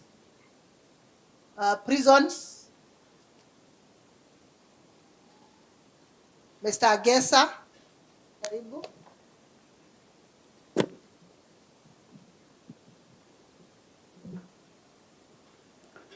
Thank you, sir.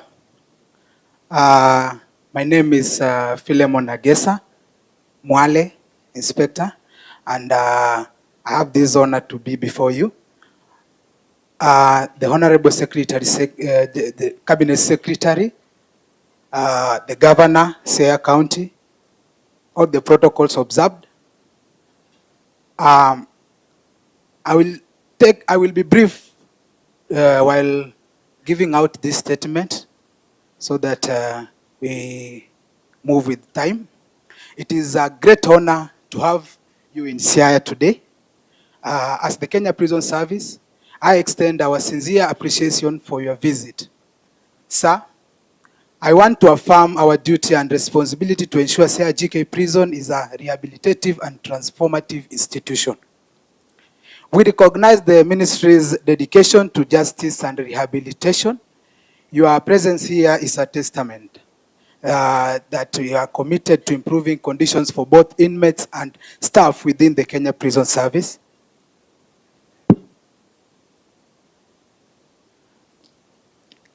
Sir, I will be specific.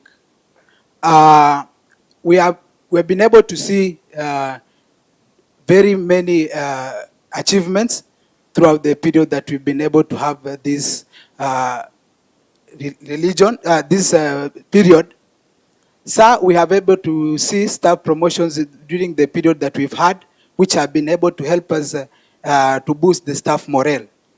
I will not labor on that because because we are under the same roof and the promotions are all through the with the National Police Service. Sir, we are also grateful for the regular uniforms that we have seen over the past 2 years. Both inmates and staff, they have been well uniformed. We commend a better working environment that we have seen throughout this period through the promotion of mental health among officers and inmates. We have professionals who have been promoting mental health to both inmates and prison staff, and we are really grateful. Sir, there has been a deployment of many professionals, both in the health and agricultural sector, as we try to improve the prison enterprises. That is highly recommended. However, sir, we have several challenges, being that we are the only prison within Siaya County. We are faced with many challenges. We receive inmates from all the 5 sub-counties. Siaya County, as vast as it is, we receive prisoners from all those places. We have 5 courts that we receive inmates from. We receive inmates of all categories. All categories of inmates, we contain them at Siaya Prison facility. However, there is congestion that has really affected many of the prisoners in the institution. Remember that it is the only institution, so we are highly congested. We have only few blocks, and we could request humbly for additional blocks so that we can be able to cure this problem of congestion, because there is strain on resources. Sanitation keeping becomes a problem in the institution. Sir, infrastructure is also a very big challenge in our prison. The number of blocks we have are less, but also we don't have a perimeter wall. We have different categories, as I earlier stated, of prisoners. Yes, so the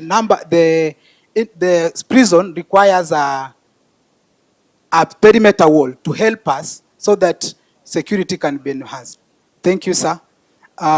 Also, we humbly request for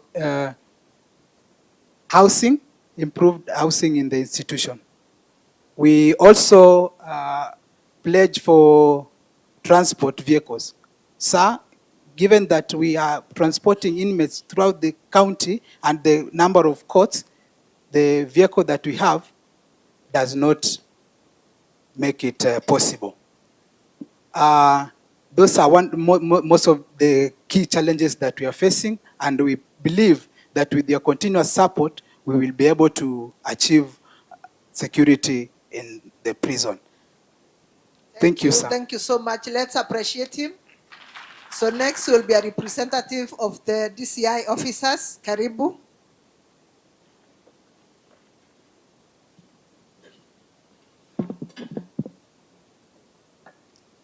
Our CS, Honorable Murkomen, our Governor, Siaya, Honorable Rengo, our DIG, and all other protocol observed. Good evening. I'm Ruben Onchoka, the Sub-County Criminal Investigating Officer, Bondo Sub-County, representing the DCI, and I have a narrative. Then I'll say, I'll talk about security matters. Siaya County consists of 80 sub-counties, namely Rarienda. Yeah, yes, okay. Let's go to the security matters. The following are areas of concern. Artisanal mining, some large portions of land in Game, Rarienda, Bondo, and Siaya sub-counties are under artisanal mining. In some of those areas, there are deep tunnels excavated, whereby at some times when there is rain, they are prone to collapse. Whenever they collapse, there are injuries and at times death occur. There is a need for the members of the public to be educated, or the mining ministry to hold meetings so that they can do civic education to the members of the public how to do their work. Terrorism, number two, terrorism. There is a sleeper terrorist cell within Hawinga sub-location within Southwest Alego. In November 2023, okay, you have it? Okay, sawa. Gender-based violence. The county has its share of gender-based cases. Early this year, within Game Yara, there was a crime pattern where 4 women were murdered and in the same style. Investigations were done, and the suspect, identified as Charles Onyango, Araya Square, was apprehended, and the members of the public rescued him and subjected him into mob justice. Okay, let me go because you are hurrying me. Let me go now to the challenges. What I was trying to avoid is yes. for you to go to one case. Okay, let me go to the cut across issues. Yeah. Let me go to the challenges. In the DCI, in Siaya, we have very few officers. We need additional officers to assist to offload the workload we have. That's number one. Number two, the cooperation with the county government. We have a problem, and it is good that our honorable governor is there. The county government of Siaya does not treat the suspect in a custody for free. Even murder suspects have to pay 750 shillings for mental examination, which is mandatory before plea taking. Police have got difficult time with the suspects who fall sick while in police custody, victims of mob injustice and murder suspects. So it is our humble request that this matter be looked into, because we don't have an account where we get money to pay for the suspects who fall sick in police custody or the suspects of murder. Number two, about transport has been spoken. Then let me talk about infrastructure, which has already been spoken about. In stations, we are housed by the OSPDs in stations. We need also infrastructure in that matter. Thank you. Thank you so much. Let's appreciate him. Thank you so much, Mr. Onchonka. So next will be the OCPD, Game Wagai, Mr. Wafula. Mr. Wafula, please.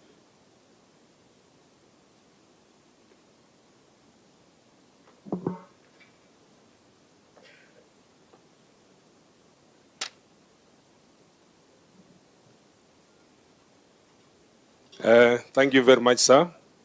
Our Cabinet Secretary, Honorable Kibuchumba Murkomen, our DIG, Mr. Masengeli, Mr. Masengeli, sir, our Governor, team from the region level, and the county level, members of the public and their chiefs. Good afternoon. My name, I'm Charles Wafula. I'm the Sub-County Police Commander, Game Yala, not Game Wagai, as maybe earlier said. So many areas has been addressed, but I'll still go back to maybe around 2-3 areas. One is an issue of personnel and strength deployment. We're having a very serious challenge, especially when you understand the structure of police. The OCPD must have a deputy, an SOB, and SOPs be under his office. But you realize that out of all these number of officers, the OCPDs, currently we don't have those officers under them. And now it is giving them a challenge, especially when they have proceeded on off or leave, or maybe they have been sent on maybe to go for training. So we need that area to be maybe looked into too, so that we get those officers deployed. Secondly, the issue of mobility was addressed. That one I don't want to repeat about it because of time. Issue of facilitation. Financial facilitation is also an area where I also need, although it has been addressed, I also need also to say something about it. Previously, we used to have confidential allowances for maybe OCPDs and OCS. Actually, this money just disappeared, and up to now, we don't know where it went. And we used to use this fund for the purpose of enhancing our intelligence collection. So that matter, sir, should be looked into. And again, we also request that the facilitation for 30,000, which is given per government vehicle for OCPDs to maintain the vehicle and service, is not actually adequate. So we request that you can do something about it, although you promise an issue of fuel. Again, sir, my colleagues raised an issue of pending bills. They told me that there's a growing concern over the pending bills, especially for water, electricity, and prisoners' meals. That area should also be addressed. Then issue of police station building, some of them are in a very dilapidated situation. So we recently received some information through the police channel, whereby we were supposed to submit some pictorial evidence concerning the buildings. But so far, this is the second time they have done it, but likewise, we have not received any feedback. So we believe that, and we trust, that maybe something will be done over the same. Thank you, sir. Another area, sir, our officers have raised a very serious concern, and it's good that our good governor, Ms. Orengo, is around. These concerns about the treatment of prisoners. At times here in Siaya, it's a trend whereby most of our suspects are subject to mob injustice. And once these people have been picked by the police, it's the responsibility of the police to ensure that these people are taken to hospital. But once we go to the hospital, we find out that the hospital administration is not ready to treat this person. So it's a dilemma to police officers. So I request, it's an issue whereby we need to, maybe the CS, yourself and your team, kindly, sir, you need to intervene so that we can have a cordial understanding on how we can be treating our suspects. Conclusive, sir, there is a very serious concern, and this one has been addressed in so many forums, issue of drunkenness amongst officers.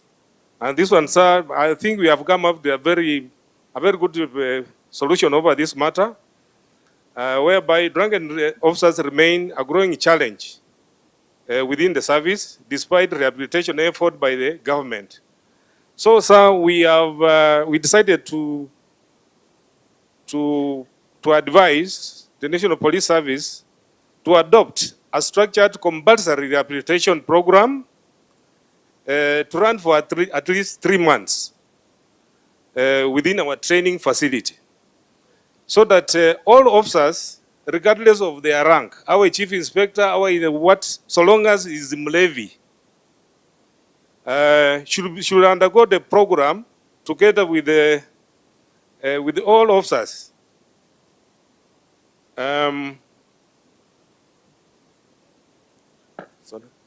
So I propose that all affected officers, regardless of their rank, should undergo the program together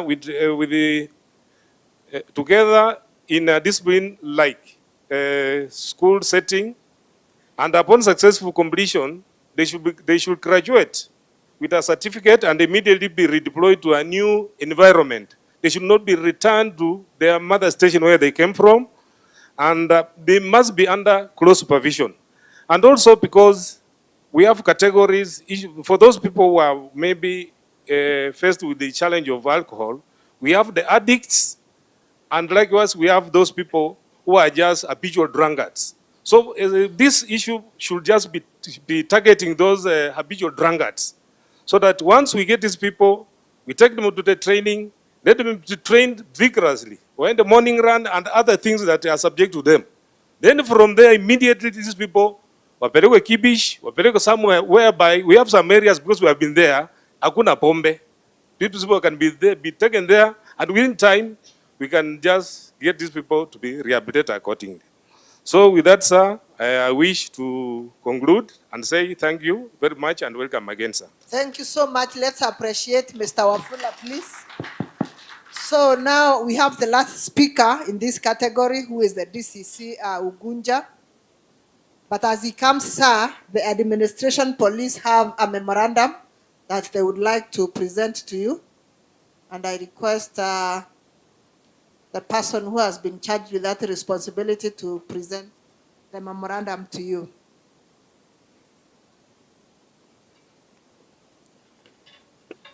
And if you are one of the people who will be in the next category of speakers, I kindly request you to come forward. David Odede, Sylvester Onyango, Rosemary Omude, Patricia Apoli, Musa Ogera, John Owino, and Mark Okoth. Please get this side.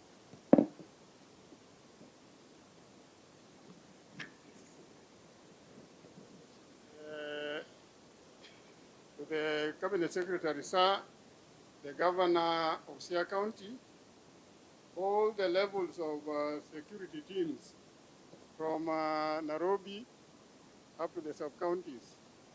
Good afternoon. Muriaga, Chamge, Oimore Biore.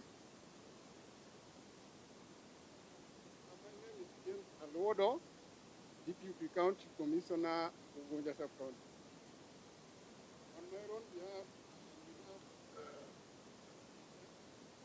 may I take the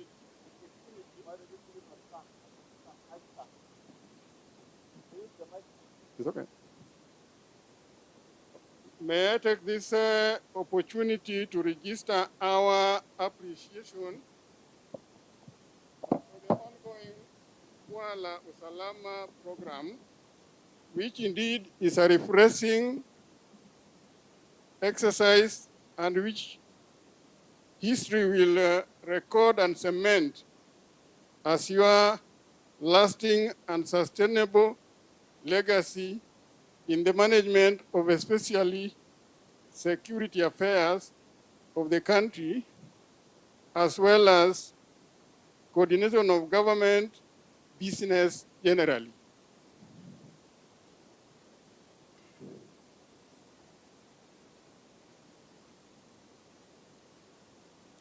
Allow me, sir, to reiterate without a doubt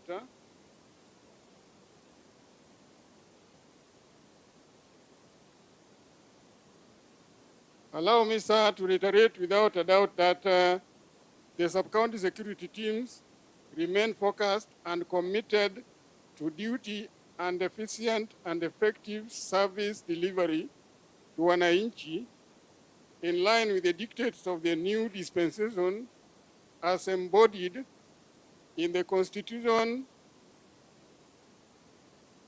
2010 and bottom-up transformation agenda of the government, in bracket better.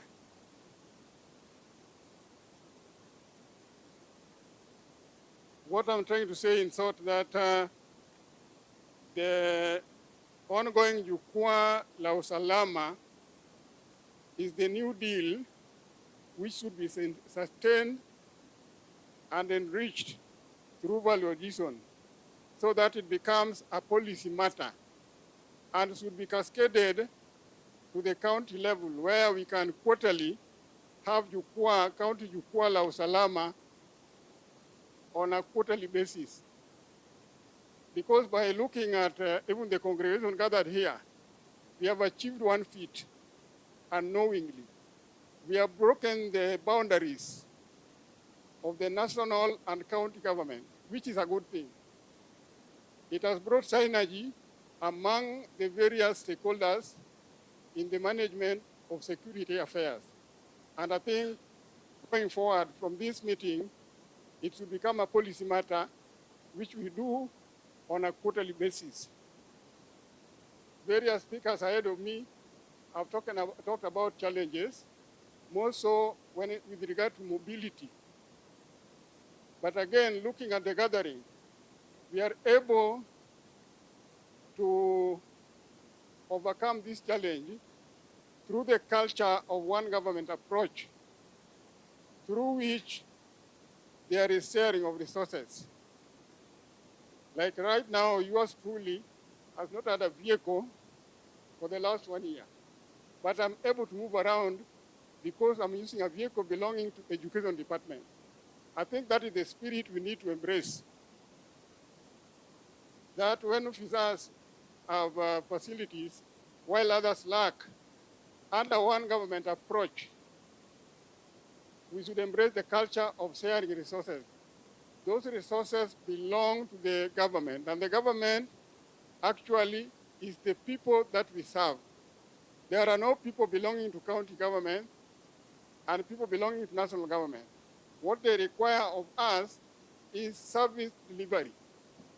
So allow me, sir, as I conclude, to invite the meeting, all of us, to embrace the letter and spirit of the Constitution 2010, which requires us to consult. Consultation means a lot, including sharing of resources. Otherwise, I want to conclude by saying this is a good thing that you have originated, and it will be your legacy permanently, and we are happy about it. With the many remarks, I thank you, and may God bless all of us. May God bless Kenya. Thank you so much, Mr. Luodo. Please let's appreciate him. Thank you so much. So with your permission, sir, we move to the next category of opinion leaders, and we start with the professionals represented by Mr. David Odede.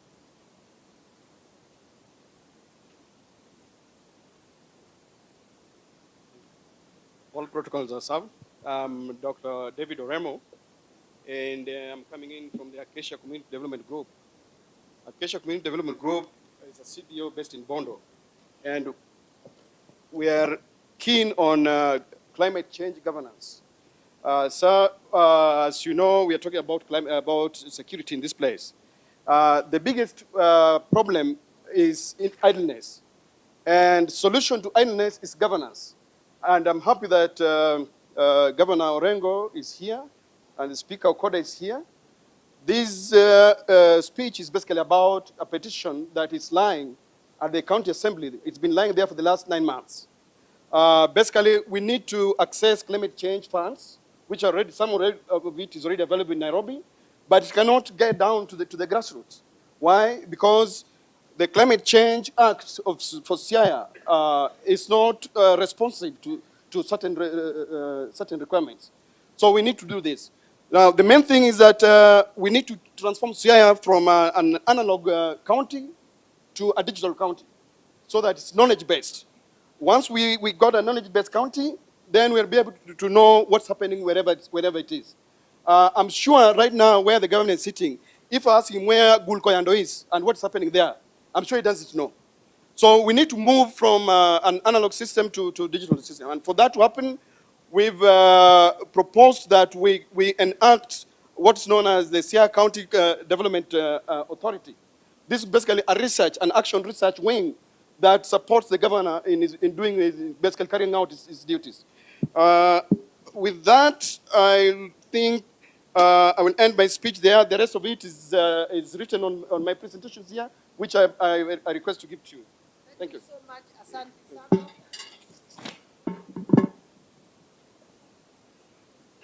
Please let's appreciate him.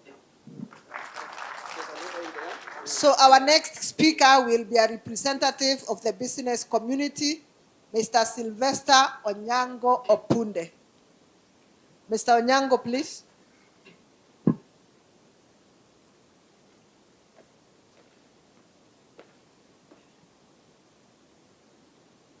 Habari za leo. Kwa majina naitwa Sylvester Onyango Punde. Business niko Ugunja. Kwa hii mkao ambao nimekaa kwa sauti ya Ugunja, CBO, Ugunja Sigombe Sidindi. Neno langu CS yenye naweza kuomba utusaidie kwa upande wa biashara ambao tunafanya. Tuko na shida sana kubwa kwa hii kiwanja ya biashara ambao tunafanya nje. KRA officers. Naomba wakati mnakaa kwa mikao yenyu na panel CS ya business, tunaomba at least walete mkutano karibu na wananchi. Tunapatana na shida sana. All team chief or assistant chief or protocol act, biashara iko na nafasi kubwa sana ya kuchunga nchi. Unaona biashara mingi zinaanguka kulingana na wananchi ambao wamekuwa deployed KRA. Unaweza itwa kwa ofisi ya KRA iko nyuma yetu hapa. Hiyo system hujui chochote ambayo iko ndani. Ukifunguliwa hivi, wewe kitu yenye unaona next ni kikufa. Mimi ni person juzi nimeitwa Nairobi, account yangu imeitwa premium business person. Imeondolewa Siaya, imeondolewa Kisumu, imepelekwa Nairobi. Kuingia kwa ofisi napata nimepatiwa bill ya 280 million. Nilipe. Nikalia machozi hakuna mwenye alinipanguzia. Nikaeleza mkuje kwa biashara yangu mvisiting kama hiyo biashara inaweza kuwa na hiyo mkao. Bwana CS, naomba kwa nafasi ambao nimepata leo, naomba ujumbe wangu ufikise. Bwana Governor, naomba milkilio ya wafanyi biashara sauti ya Ugunja CBO ifikie serikali ya juu.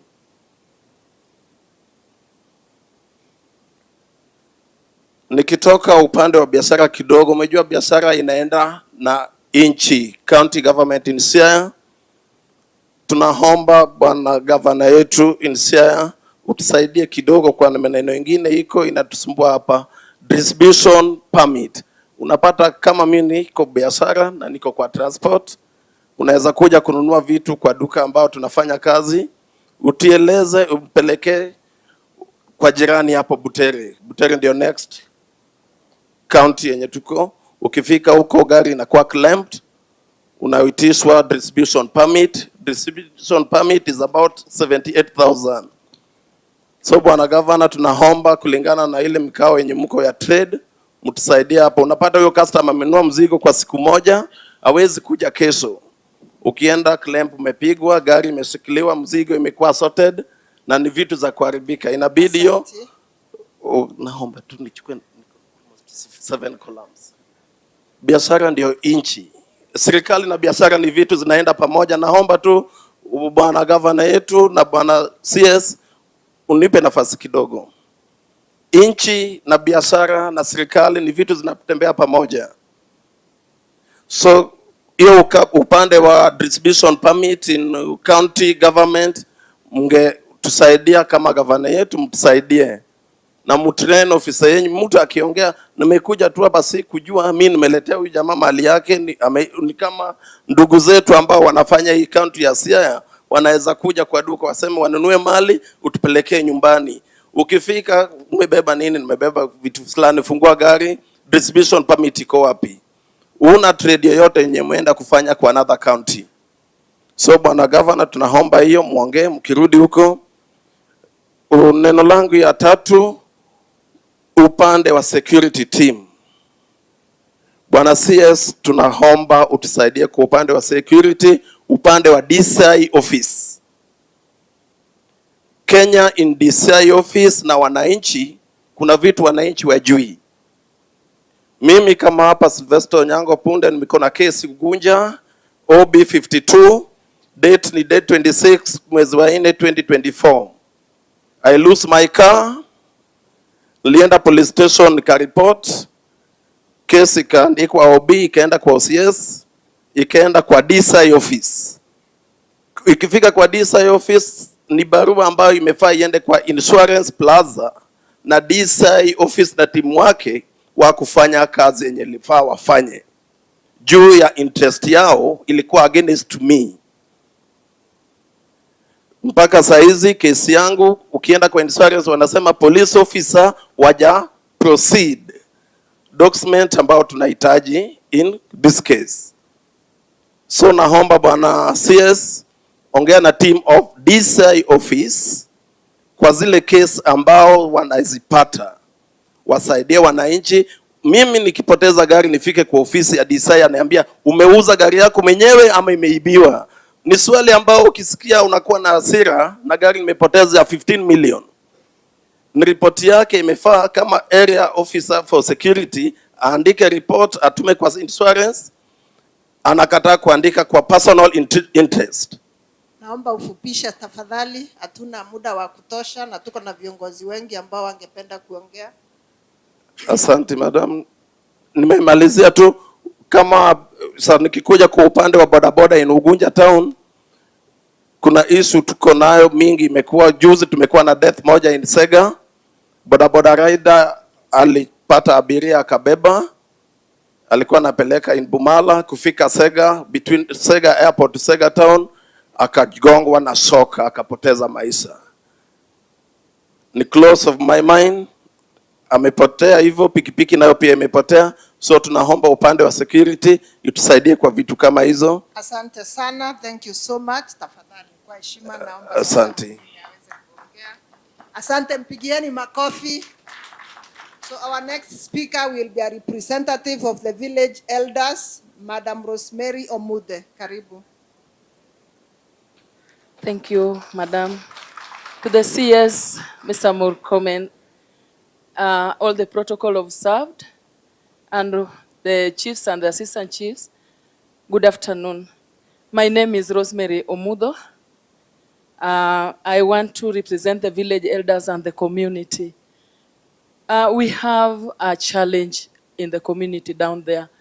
The village elders, long ago, not very long, you came with a procedure that they are going to be paid. This gave a morale to them and they have been waiting for it. I just request that you implement so that at least we get the community get easier time on reporting to them, and then it goes protocol like that up to where it ends. There is a challenge in the community that people are far from the police stations, people are far from the government offices. So for that, if these administrative units can be implemented very soon, it will help the community. There are community members who never knows even how to talk to the police officer. The language is a barrier. They don't know how the police officer can be approached. So they are afraid of reporting their cases, whatever, whenever they are affected. Even if there is defilement in Alala, haikui reported. There is a special case I have here, not a case as such. There is a police station which was proposed some time back, I don't know, 2014, in our area in the West Ugenya. Remember, we are bordering the Western, just near Uganda, you can go with a bicycle. So this Nyaharwa police station was supposed to be built long time ago, and the parcel is there with the IG's name in the title deed. The land is lying there fallow. This can help the community report their when they are affected anytime. They are walking so far, maybe 10 kilometers, using border with a lot of money. So kindly, if possible, these police stations should be recognized. It's lying idle. The land is lying idle. Road network also is a problem. The community girls problem, especially during rainy season. So they bring reports to the village elders. The village elders also cannot go far. Most of the crimes takes place at night, sana, during rainy seasons. So they know very well the police cannot reach them and anybody else cannot reach them. Even the assistant chief is afraid cannot go because he fears or she fears for their life. They communicate, but the vehicle cannot reach. So the road network also should be looked upon. Thank you so much for coming closer to us, and we are happy. Thank you. Asante sana, mpigieni makofi tafadhali. So our next speaker will be a representative of women leaders. Anaitwa Patricia Apoli, karibu sana.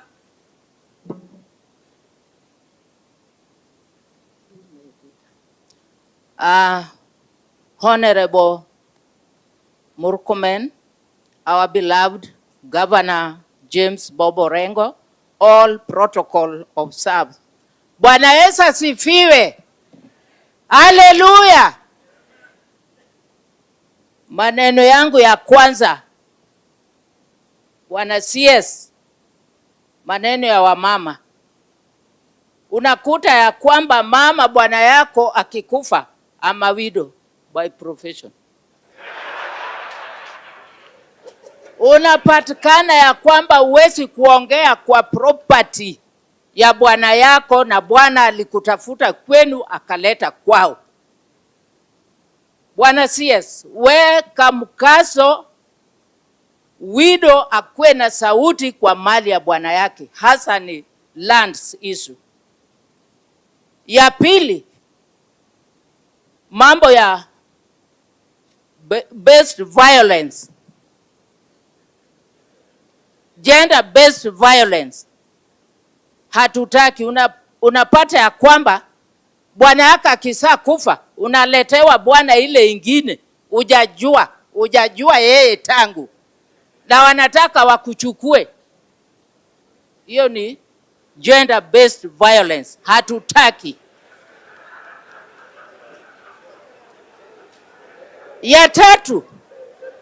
Ya tatu bwana CS, wakati huu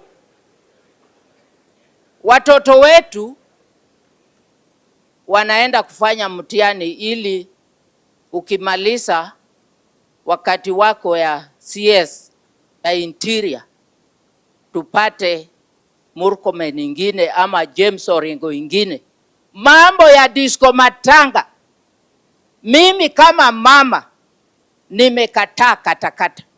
Wacha watoto wafanye mtihani bila kelele kwa area. Na hiyo nimejua Bobo Renga alimaliza na komanda ya Siaya. Ya mwisho, police na ngao, asanti kwa kufanya kazi in partnership. Kwa sababu siku hizi, lakini mujaribu, sijasema mnafanya 100%. Siku hizi wa mama wale wakitoka kwa soko, lakini ninyi wa bwana pia. Kwa nini mnafanya raping? Hamuna mabibi yenu, CS. Hiyo maneno angalia, hatutaki defilement. Akifika huko mambo anakuwa kombo. Lakini mwingine alisema ya kwamba mwenye kutoa nyamaza na usitoe. Weka kwa hiyo roho yako na upeleke mbele. Mwisho na mimi naenda. Ukienda kwa police station, sometimes you get there's no stationaries ile ya kuandika. Lete hiyo yote hapo na Kenya mzima. Bwana CS, ili polisi yetu akwe na all documents uko nayo, na president yetu ni mtu ebu alete system hii ya computer nini kila kitu, wa mama wazee tukienda mara moja, kasi aendelee. Tunachapa kasi na president anachapa kasi, tunampigia tick. Mambo ya protection kwa wa mama, hatutaki ukienda kwa chief ama polisi ama nani, let us work as a team, and we need harmony in this county. We need harmony and we want to work as a team. We are the women, we are the mothers, we are the manager in the house.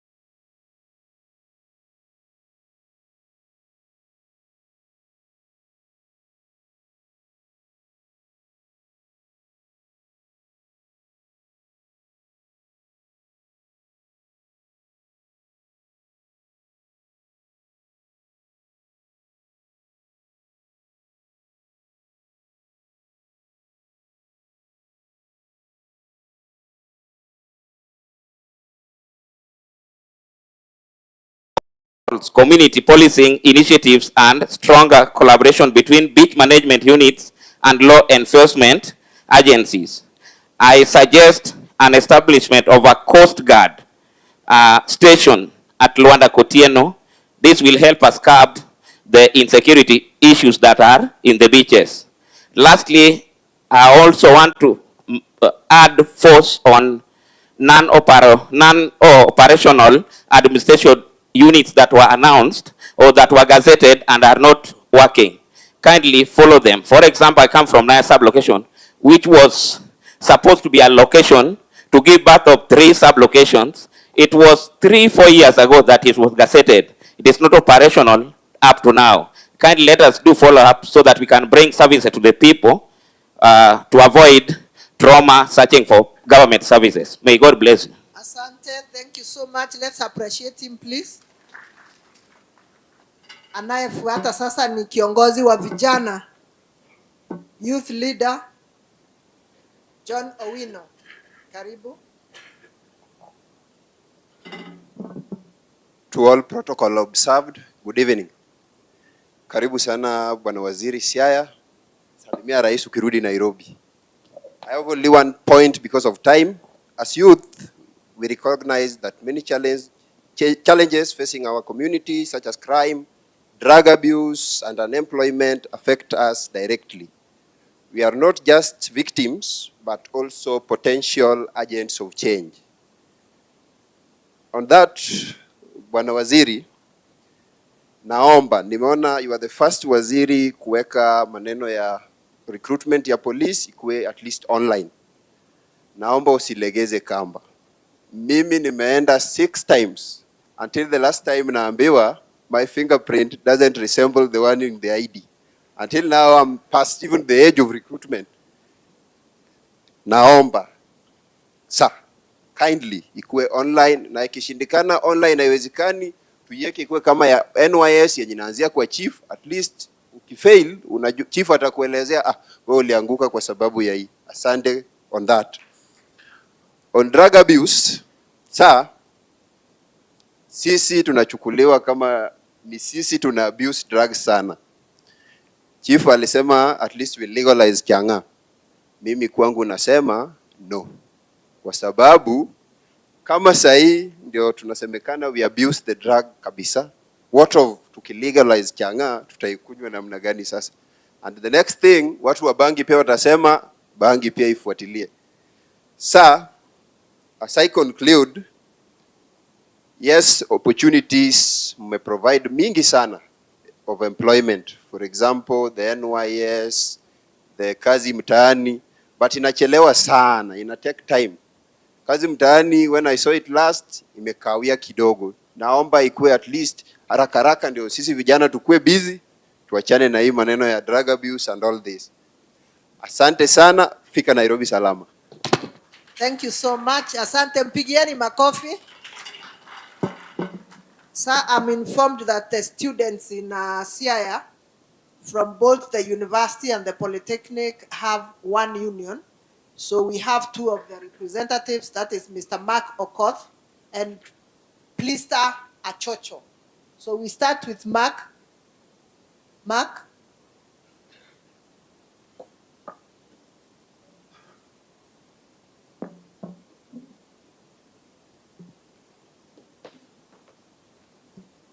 Oh, thank you. Considering the sugar level of everyone present, I want to maintain time. By name, I'm Mark Okoth, talking on behalf of Derek Oginga, the president of Siaya County College and University Students Association, under the patronage of the county secretary. I want to highlight at least 3 problems that we as youths are actually undergoing. I've heard each and every person talking on his sector. Let me also say mine. Number 1, I saw in the headline that there is going to be a recruitment of the police officers and the KDF. We are unemployed, we don't want promotions. So with all due respect, Bwana CS, tuchukulie tu watu waine tu peke yake, uweke hapo, alafu mambo ikuwe sawa. Number 2, there is an incident of insecurity at Barolengo which happened and is caused by the 42 brothers, where a jaw of a comrade was cut. And this one is quite painful. I want to urge the security agencies actually to protect us as the students and youths at large, because we are the hope of the nation, but not the enemy of the nation. Again, I also want to request the leaders present to always support youth barazas, because these are the events that can help us to gather information actually to bring up the policies, because we find most of the times it is quite unfortunate. I'm not afraid to tell you this. Even if you go to these security agencies, wanakuliza nani amekutuma, umejua nani? Haifai hivyo. So kindly check on that so that we can be welcomed in all these offices. Lastly, I want also to thank the DCC, Bwana Ngetich, who have been supporting Sikokusa in the climate change mitigation. I want to request all of us actually to stand together with the youth and we make sure that everything is in order. Thank you, and may God bless all of you. Thank you. Let's appreciate the chairman. So next is Madam Plista.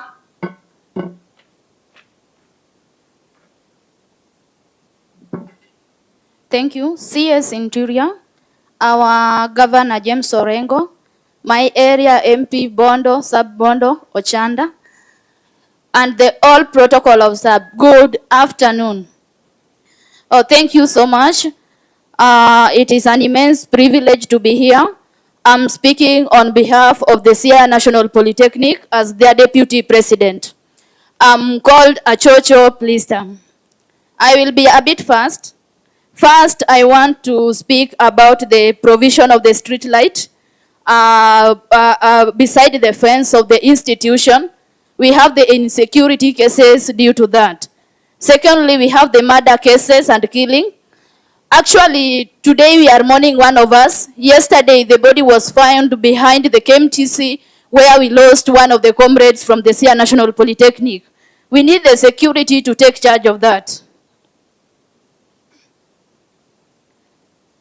The third case, we are requesting so that the security should be increased and the patrol should be taking place during the night hours for our people to be safe, including the community staying there.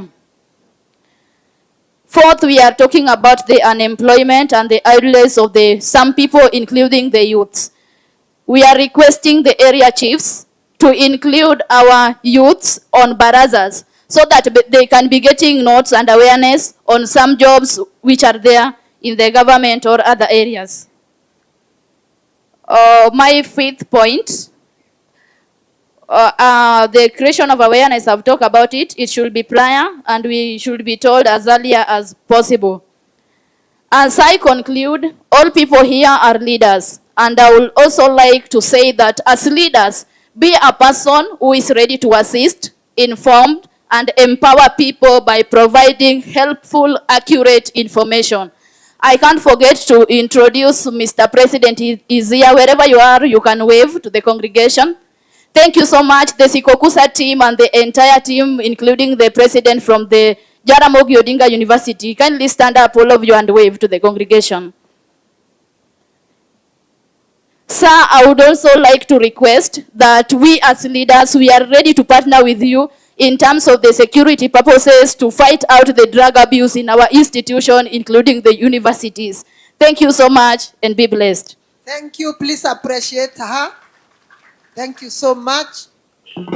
Sir, our next speaker will be a representative of the Beach Management Unit in Siaya County. This is a very important institution in this part of our region.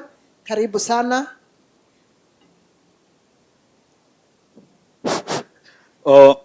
Thank you very much to our able CS, Bwana Murkomen, our able governor, Bwana James Orengo, to Mr. Mjumbe Gideon Ochanda, Mjumbe Bondo, Deputy Bwana Masengeli, karibu sana Siaya.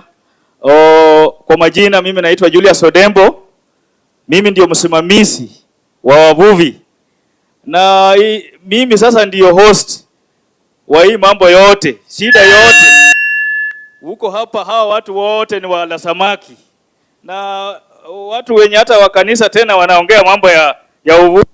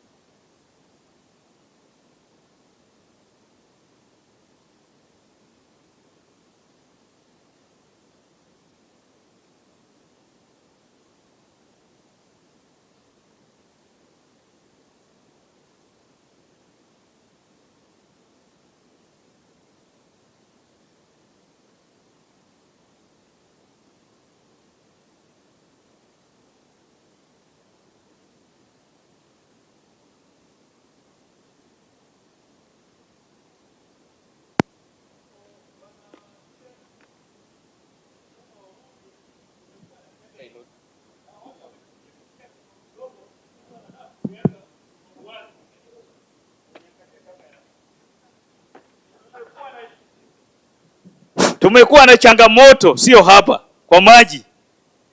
President alikuja Homa Bay akasema in 2 weeks anaenda kuongea na Bwana Museveni. Hao watu wanatumaliza hapa barini. Bwana CS. And this one is very important. Nataka unote hapo na utusaidie na leo tumepata suluhu kwa sababu bwana Masengeli ako hapa na CS pia ako hapa. Hii bahari inalinda hawa watu wote, na hii ndio inaleta uchumi wa Siaya County. Hiyo ndio imesimamiza hawa watu. Wanakuja wameweka jeshi huko barini, jeshi ndio wako hapo, army, kwa sababu wanajua kitu yenye iko hapo. Wameweka army huko, wanakuja wanatufurusha huko kwao, hawatutaki. Lakini sasa wanapita, wanakuja mpaka huku kwetu, wanachukua sisi, wanachukua boti yako, wanapeleka huko. Wakisapeleka huko 30,000, 40,000. Na security yetu, polisi wako wanalinda sigara, wana escort sigara yenye inaleta ugonjwa, na sisi wavuvi wenye tunaleta usuru. Huyu Mr. James Orengo kila siku tunamsumbua, kumbe iko watu wenye tunafaa tuongee nao. James, kila siku hii mambo tunakuimbia kila siku, kumbe iko watu wenye. Sasa bwana CS vile umekuja, hii ugonjwa najua imeisha. Tuna appreciate Coast Guard waliletwa.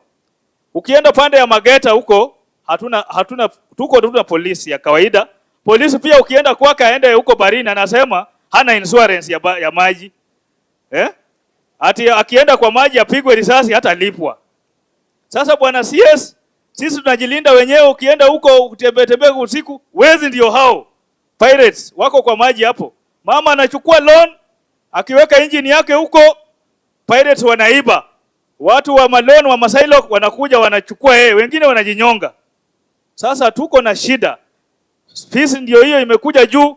Hii watu wa education wanadanganya wazazi, wameweka pesa, watoto wanafukuzwa kila saa. Ukifika huko ambie huyo bwana nani, pesa hakuna huko. Na ukienda baharini engine imeibwa, tutafanya namna gani? Tunajua suluhu wewe ndio uko nayo bwana CS. Leo tuko na watu walikuwa wanaitwa Chwadi, wale quick patrol unit, wale walikuwa disbanded, lakini tuko na border patrol wenye wanalai huko wako huko nini sehemu za Homa Bay.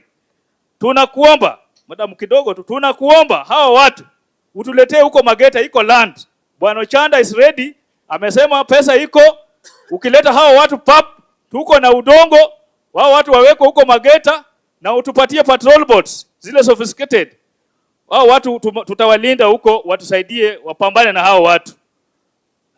Alafu hii mambo ya hipo, chief wangu alisema hipo inaturarua huko. Lakini tuko tuna watu nini wildlife wako Siaya. Tunataka utuletee hata kama ni Usenge ama Usigu ama Mageta. Alafu compensation sisi kama wavuvi tunararuliwa na mamba, na hipo hakuna malipo. Road networks ya kufika baharini ilisemwa hapa. Hiyo pia mtutengenezee, kwa sababu hakuna njia yenye inakuja. Nikimalizia, mimi pia nilikuwa na kajambo nipitie hapo nikuambie. Asanteni sana. Asante sana, let's appreciate him.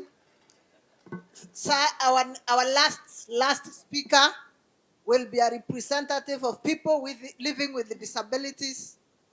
Karibu tafadhali.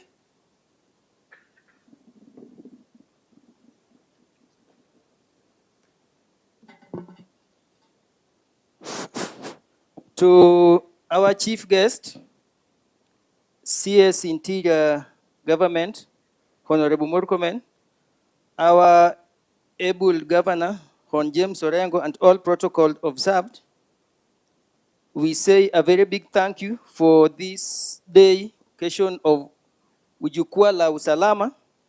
First of all, we love to, on behalf of the PWC, we love to thank the government, because in the former governments, the children with PWDs used to be left in the houses. Some are being taken to the garden to be keepers of squirrels there. But with this current government, through our chiefs and assistant chiefs, they have fished them all out, and no child with disability is hidden in the house. That is a very big prosperity to us, and we really say thank you.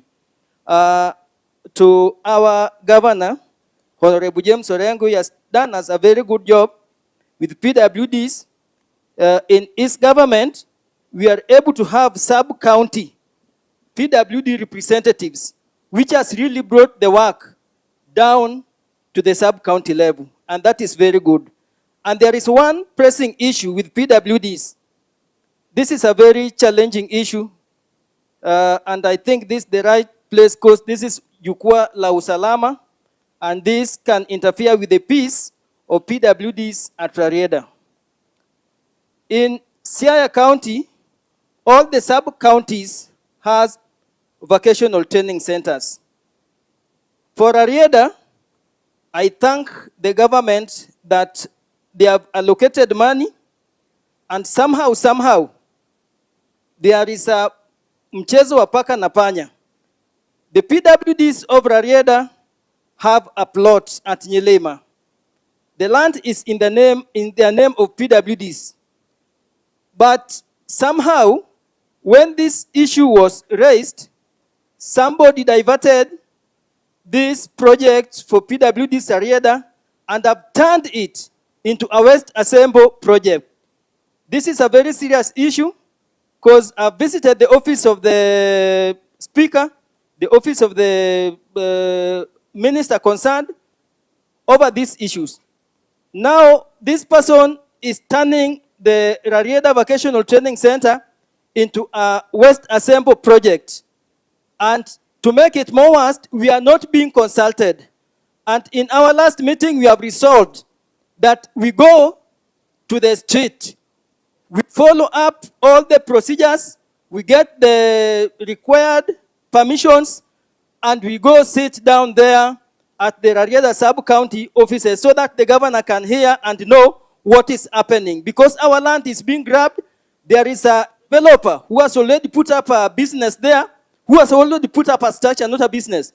The structure is at Linton level. And I think this is why we are being diverted to a place where we don't know. As PWDs, we have challenges in mobility. And if you are diverting us from a land which is just next to the road and taking us to Mahaya at a place which we don't know, a land which is not in our name, that is serious. We have tried all efforts to reach the governor, we have been turned down. But today, I thank God that I'm speaking here, the governor is here, the principal secretary is here, the county speaker is here, and they are getting it right from my mouth. Thank you, sir. Asante, mpigieni makofi. With that, sir, we've come to the end of opinions from our leaders, and I would like to hand over to you, sir. Tujifikie makofi. Makofi tena. Wale wametembea huko nje, tuketi chini tumalize mkutano. Ningependa tusimame wote kwanza, because I know you are all tired. Tufanye hivi. Pande huu ingine.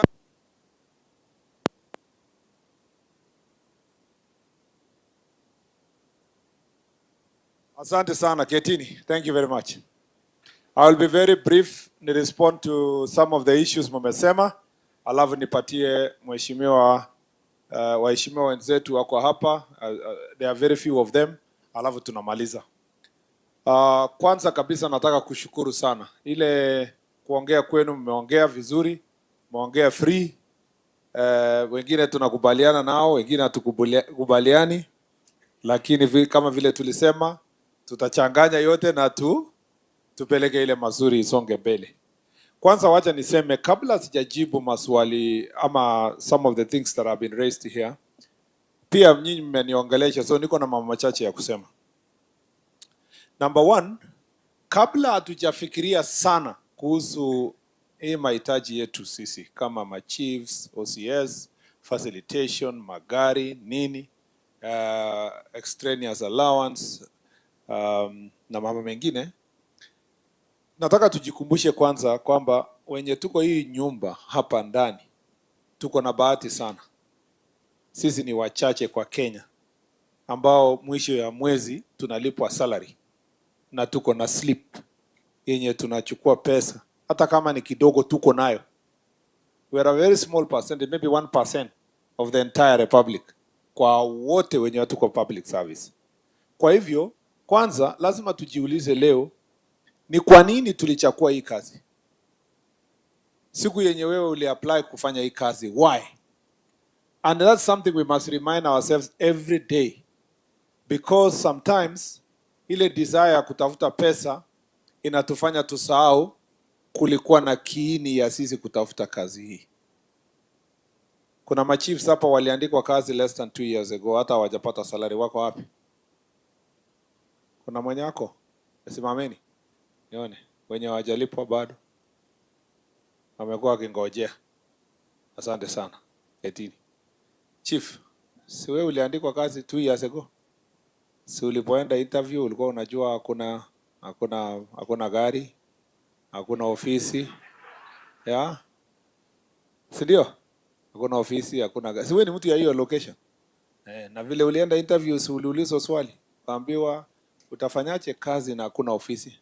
Ukasema ofisi ni ya nini? Mimi ni creative, pale popote nitakuwa ni ofisi yangu. Si ukweli? Na kwa sababu mlikuwa na interview watu 20, wakaona wewe mwenye umekubali unaweza fanya hata kazi bila ofisi, wakakupatia.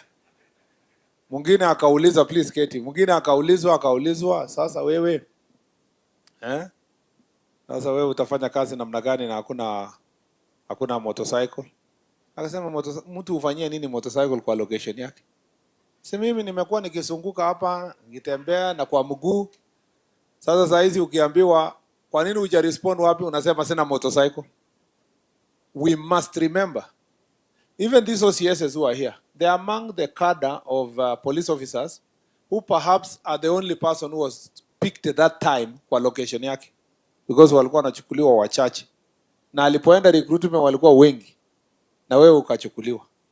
Sasa wewe umesahau, because it was 20 years ago, umesahau kwamba you are among the very few Kenyans who have gotten a job that many people want to do this job and they are unable to get the opportunity.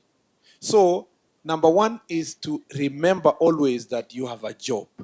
Understand what is your job. All of us who are here are leaders. Leaders.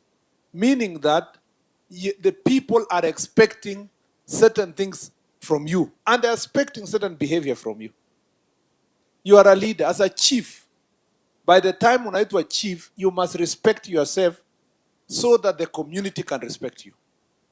As an OCS, by the time you are reaching a stage ya kuwa OCS, you are a leader in your community. There is no way utaenda certain division na wewe hujatangamana na watu wa sehemu hiyo, ujui hata nani ni wapi, pastor ya hapo ni nani ndio imam, nani anaenda kanisa gani, hata ugani na community hapo. How will you be helped? I am so surprised that tunaweza kuja hata mkutano kama hii na we are complaining. Chief anasema tuko na shida, polisi wanatusumbua, ukienda huko wanapendua evidence, polisi wanasema chief hawatusaidii. That is why we are failing. Because kama wewe ni OCS, forget about chief na assistant chief. For your job to succeed, you need fast cooperation ya mama mboga, villagers wenye wako hapo, people of all cadre. So the first thing ukifika area fulani unajiuliza kwanza, stakeholders wenye watanisaidia nifanye kazi mzuri hapa ni nani? Unasema mtu ya bodaboda, watu wa small traders wenye wako hapo, unaona vikundi ya kina mama, unaona youth leadership kwa area hiyo, unaenda sasa elected people like the MCA. Hata MCA anakuanga mbali because maybe MCA because it's within a particular division. By the time unafika MP, umemalizana your local leadership hapo. Sasa kama tutakuja mkutano kama hii na OCS ako na kesi na chief, CEO by the time inafika wananchi, that is a problem. Now I'm told in some places, I was told, the fight is always who controls the market. Sinamna hiyo? Kuna hii kitu ya kupigana na chang'aa. So chief anajua lazima OCS akubali kwamba chief ako na uwezo ya kushika watu ya chang'aa. Because nikienda raid kama chief, nitaonwa vizuri kama mimi ndio in charge. Nitaokopwa na watu ya pombe. Of course unajua kuonwa, mimi nasema ni kuonwa aje. Haya sasa OCS anasema hapana, huyu na polisi wake, huyu anaharibu market. Yeah? Analeta ule mtu wa pombe chief ameleta, OCS anakuja kurelease. Ati ndio huyo chief ajue kwamba yeye hana uwezo ya kupambana na pombe. Ndio market ikuwe tu ni direct inakuja kwa nani? Kwa OCS. So part of the reason why we are not working together is not because supremacy ya nini, hapana. Ni corruption ndio inatufanya tunang'ang'ania nani will have control. So we have to deal with that issue, because why would you disagree with a chief he was willing to help you do your job? Why would you disagree with a villager? Why? You know, you have to provide proper leadership. There must be partnership and working together. You must understand your job.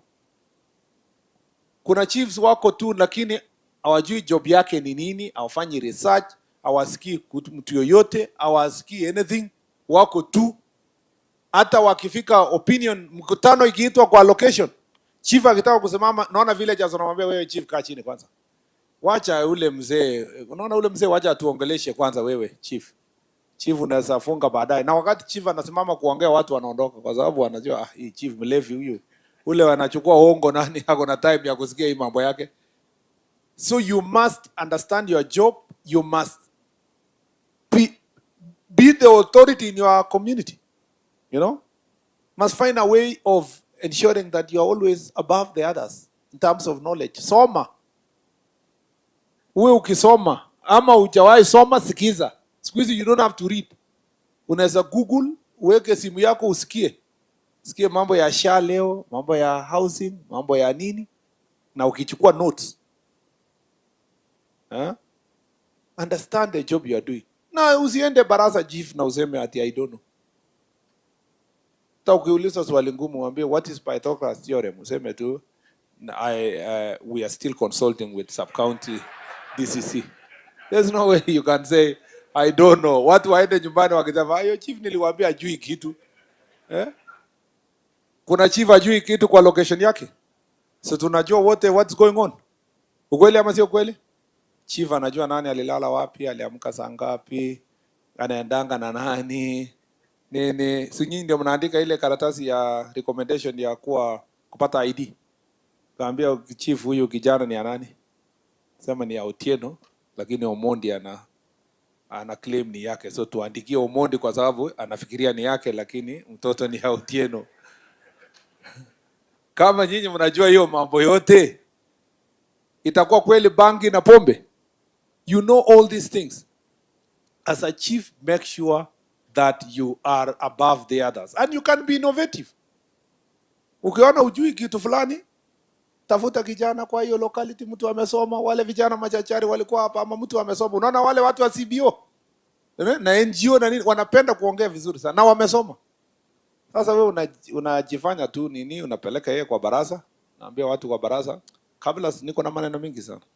Kabla sijaongea kuna huyu bwana ako na mambo machache. Na wewe unawaachilia yeye aongee. Wakati anaongea wewe naandika notes. Naandika point. Ikifika 30 minutes unasimama unasema bado niko na maneno ya 1 hour. Lakini naona nyinyi, nimeona watu wamechoka. Mnataka niendelee ama tufanye baraza? Of course watu washachoka sema hii ya nani imetosha siku nyingine.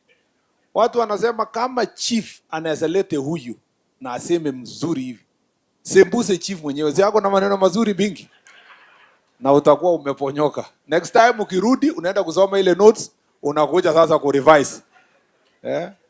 Kwa hivyo you must leverage on the resources you have, creativity because of the job you have. Number 2, one of the things that is making it very difficult for us to serve is corruption. Ni wizi. And I have already explained to you some of those things. Sisi wote, why we are losing even respect ni kitu kidogo. Kufanya mambo ya succession, you are taking money from the bigger family. Facilitate certain defilement cases, you are colluding with the criminal to discourage witnesses, harassing them. Maybe you chiefs as hapo, polisi mwenye alikuwa investigator, you are colluding to do those things. Ukiwa barabara, wewe unachukua kitu kidogo. Na sijasema, I've been using the example of traffic.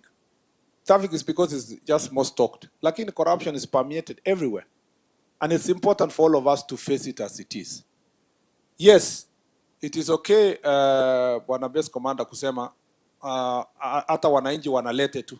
Kwanza, there is a base commander yesterday who told us in Homa Bay, hata hatuchukuangi. Hawa watu wanatupa tu, tunaokota kwa jina, sema kuna pesa hapa. Hadi pesa imeangushwa hapa ni ya nini? Ati wakati bado unatafuta mwenyewe unaweka mfuko, mwingine atatupa tena unachukua. So we are looking for all excuses to run away from corruption. Please, let's face it. If we don't deal with corruption, it will wind up our system. And the best way to deal with corruption is Jukwa la Usalama mashinani. To have accountability mechanisms that go to the local level. At least, like someone proposed, maybe quarterly, ama twice in a quarter, or once in a 2 months, mkuwe na baraza ya kujiuliza kwa division. OCS wako hapo, chiefs wako hapo, na wananchi wako. Nasema, how can we make our location or division better? Hapo ndio mtaambiwa, mwache hongo, mfanye nini, there will be more accountability. One of the reasons why hamtaki mkutano is because wewe unajua usitaki kutolewa gia hapa mbele ya wananchi. There is need for level of accountability. That's why the Constitution talks about civilian authority. You know, the civilian authority are the people you elected to be in office. So it is the wananchi themselves that should get feedback from the work we are doing. If we do so, hatutakuwa na hii fight ya kusema police na wananchi wanakosana. Hata wale wanachoma police station, wananchi wenyewe wata defend police station because they will say this is our police station. Tumekubaliana jameni? Mmenisikia? I have many things to say, but let me say that for now. And also add that now that we have sat here, there are certain things you have raised that are related to this county before I come to your welfare. Number one, ni kitu ya shida ya baharini. We were told in Busia, we were told in Migori, shida yenye iko huko Muhuru Bay, that's the only place we have a border patrol unit. Kwa that side, tumeambiwa jana kwa Homa Bay, and I'm sure Kisumu also the same issues will be raised.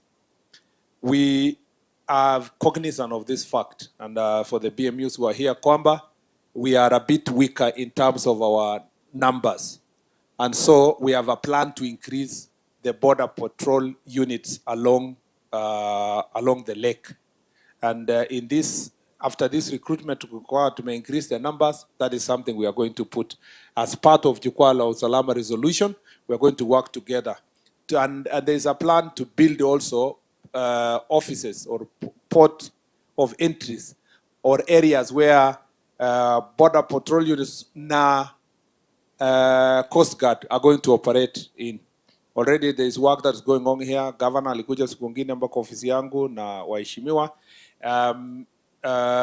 We're building something in Usenge. Na it is the police had to leave some of its lands ndio hiyo ijengwe. Kuna zile the other places that have been mentioned, we are going to set up bases for the Coast Guard. In our modernization equipment, we are also importing we are getting some new boats, better boats that can help in manning the lake. But more importantly, tuko na joint cooperation na Uganda. And we had a meeting, and Mheshimiwa Joho aliambiwa to work together with the Minister of Agriculture from Uganda to see how and fisheries on how to deal with the issue of shared resources in the lake. You also need to appreciate that sometimes also a good job has been done by Coast Guard. Wali arrested some people, now kapelekwa kotini huko Busia, Uganda. So there are some areas that we are progressing, but we can do better. Pia the BMUs mtusaidie. As we sort your problem, sort our security problem also up, because kuna contrabands in the future through the fishing. That the BMUs should also come out and work with security team to deal with contrabands, alcohol, cigarettes, hiyo high five ya kutoka Uganda inaletwa through the sea, and it is also yourselves that have a role to play. Number two, hii county yetu tuko na challenge ya mambo ya defilement and gender-based violence. And mama amesema na watu wengi wamesema hapa, part of the reason is because of repugnant cultural practices like disco matanga. I don't know where disco inakutana na matanga. There was a time disco was disco, matanga was matanga. This one was dancing, this one was mooning. Sijui walikutana wapi ikakuwa at is one thing. I think that's something we need to deal with. And the best way to deal with is to deal with the families that are burying their loved ones, to engage them. If you know there's a funeral in a particular place, engage them. And let's agree, Kusema, this is not, we are not going to allow this because it's going to affect us in 1, 2, 3, 4 ways. It's also good to deal with it through barasas. And that is what we discussed in Western, because it's also prevalent in that area. And it's helpful when you have engagement through barazas, through Nyumba Kumi, and you're engaging the people, even as we look for legislative ways of addressing those issues. Again, mambo ya defilement, chiefs and assistant chiefs, please do not accept to use alternative dispute resolution mechanism over a kangaroo court ya village huko kuacha mambo ya watoto. You know that is a very serious issue, and you are in a position of responsibility. All these cases should be brought to the police station and then onwards through the justice system. Please, let's deal with this issue because it's very prevalent here, an entire Western and Nyanza region up to Bomet there, and then some places in Eastern. We really need to do something about defilement. Defilement is of great concern to us, and it's concern in this area. On issues of murder, part of the people why you need to know that murder here is perpetuated by fighting over land, some of which a lot of it is about succession. Alafu ingine ni mambo ya competing for resources, and then robberies, stealing of livestock, mambo ya mining, and all those conflicts. I think we need to also address the root cause. The police have promised to do further operations to make sure that we deal with these criminal gangs that have been operating here. A lot of work has been done. There was a time 42 brothers was a big problem in this region, but we can do more so that we can make sure that we sort out these issues. That is the IG has a way, he knows what he's going to do. There is an operation plan that we put in place, and the IG is going to deal with it. Thank you very much, IG. On the question of alcohol, drugs and illicit alcohol, again, I am very happy. Siaya is one of the counties where there is good interagency working relationship, but we can enhance that. I agree that there are certain licensing issues, testing issues, and so forth. Yes, the chief has proposed kwamba the reason why something is called illicit is because it has not gone through the legal system. So it's not for me to know whether it will be called changa or it will be called Siaya drink or it will be called what. It's not my problem. The problem is that anything that is not licensed, that is not approved, anything that's not approved is illicit. So we deal with it. If we want to get it approved, that is now manufacturing processes and all those other issues that we can be able to go through. I don't want anyone to leave here and say mkutano huu ulipitisha kwamba kutoka leo kwenda mbele changani mzuri tusonge mbele.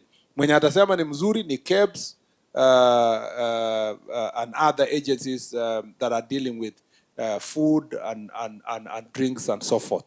That process is there, and it is important for us to respect that process, because then it's the only standard way. That's why even Busa is being licensed, because then before the license, you are told about the process of manufacturing, and then you get a license and so forth, and can be monitored, so that watu waziweke nguo za ndani na kufanya nini, kufanyisha watu wakunywe vitu chafu.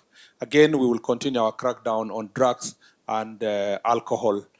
Most of the alcohol here, interestingly, there is no adulterated ethanol that is really highly distributed here. Most of it is just as on transit. So the real issue actually is the changa, and the chief has really applied his mind. And when we will have another discourse elsewhere, I think there's a lot of things we agree with him, and most of you agree with him that we must, incorporate the proper ways of processing so that we can sort out the question. Because the only reason why some of these things are illicit is the failure for approval, not because the content is substandard or whatever you can say.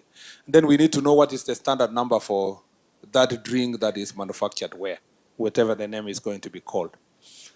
The other issue of this area is mining, unregulated mining. Again, we have agreed that we will hold a meeting with Ministry of Mining to think through the whole problem from Kakamega, Busia, Hapa, Migori. Migori is even worse. In the place I went to Migori, kila mahali imechimbwa chimbwa, chini ya nyumba, kando, nini, barabara.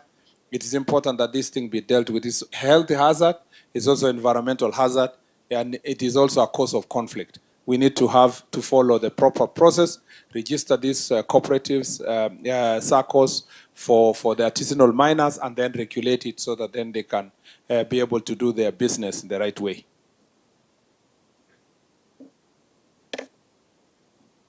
The other issue,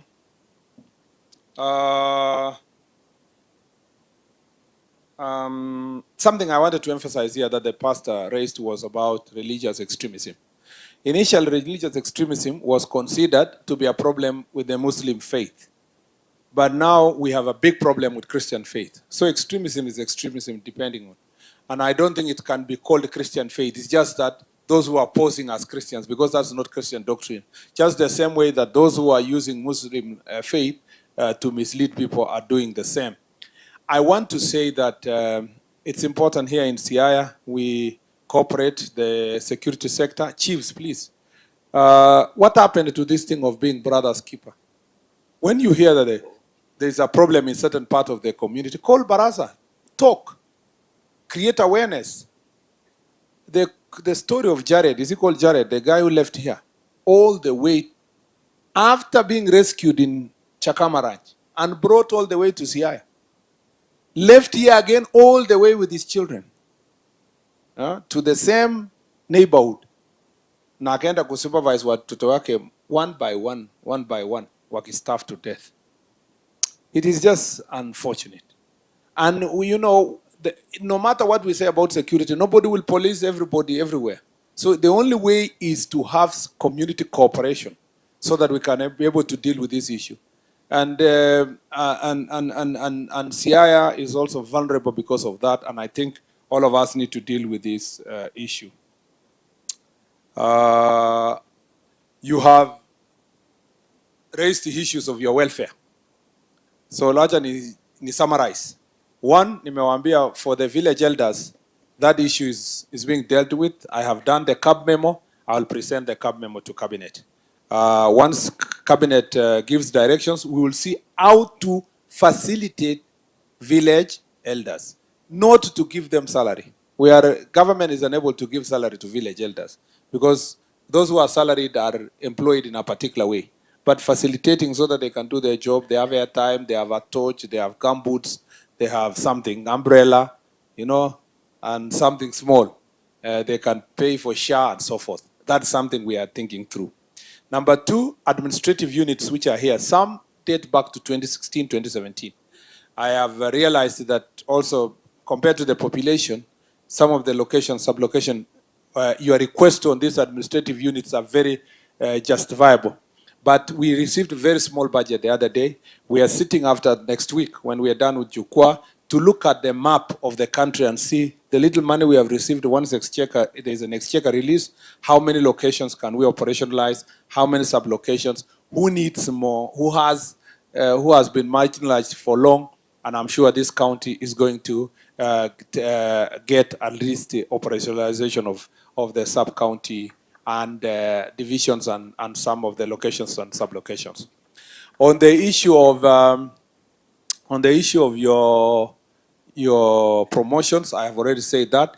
Career progression for the chiefs and assistant chiefs, we will work with Public Service Commission so that we anchor it properly, including making sure that there is no overlap between the ACC and the chief. Sometimes the ACC is supervising the chief, but the chief is up in terms of ranking. We also need to show how will a chief progress, even if when they reach principal chief, what next? Or, you know, how can we expand the whatever? Most of you have requested that we start with a job group hire because where the job group you are. And then we need to know for how long one can be in one job group, you know, up to for what period of time. And that applies everybody to the SCCs. The SCCs are also asking about the promotion from 2021 that will be sorted, at least 4 years. It's not as worse as the cases of 10, 15 years. That one is going to be dealt with. And also the SCCs who are yet to go for training, about 300, we are going to sort that issue. As I said earlier, We want to have a clarity on how to promote police officers and how also to transfer them.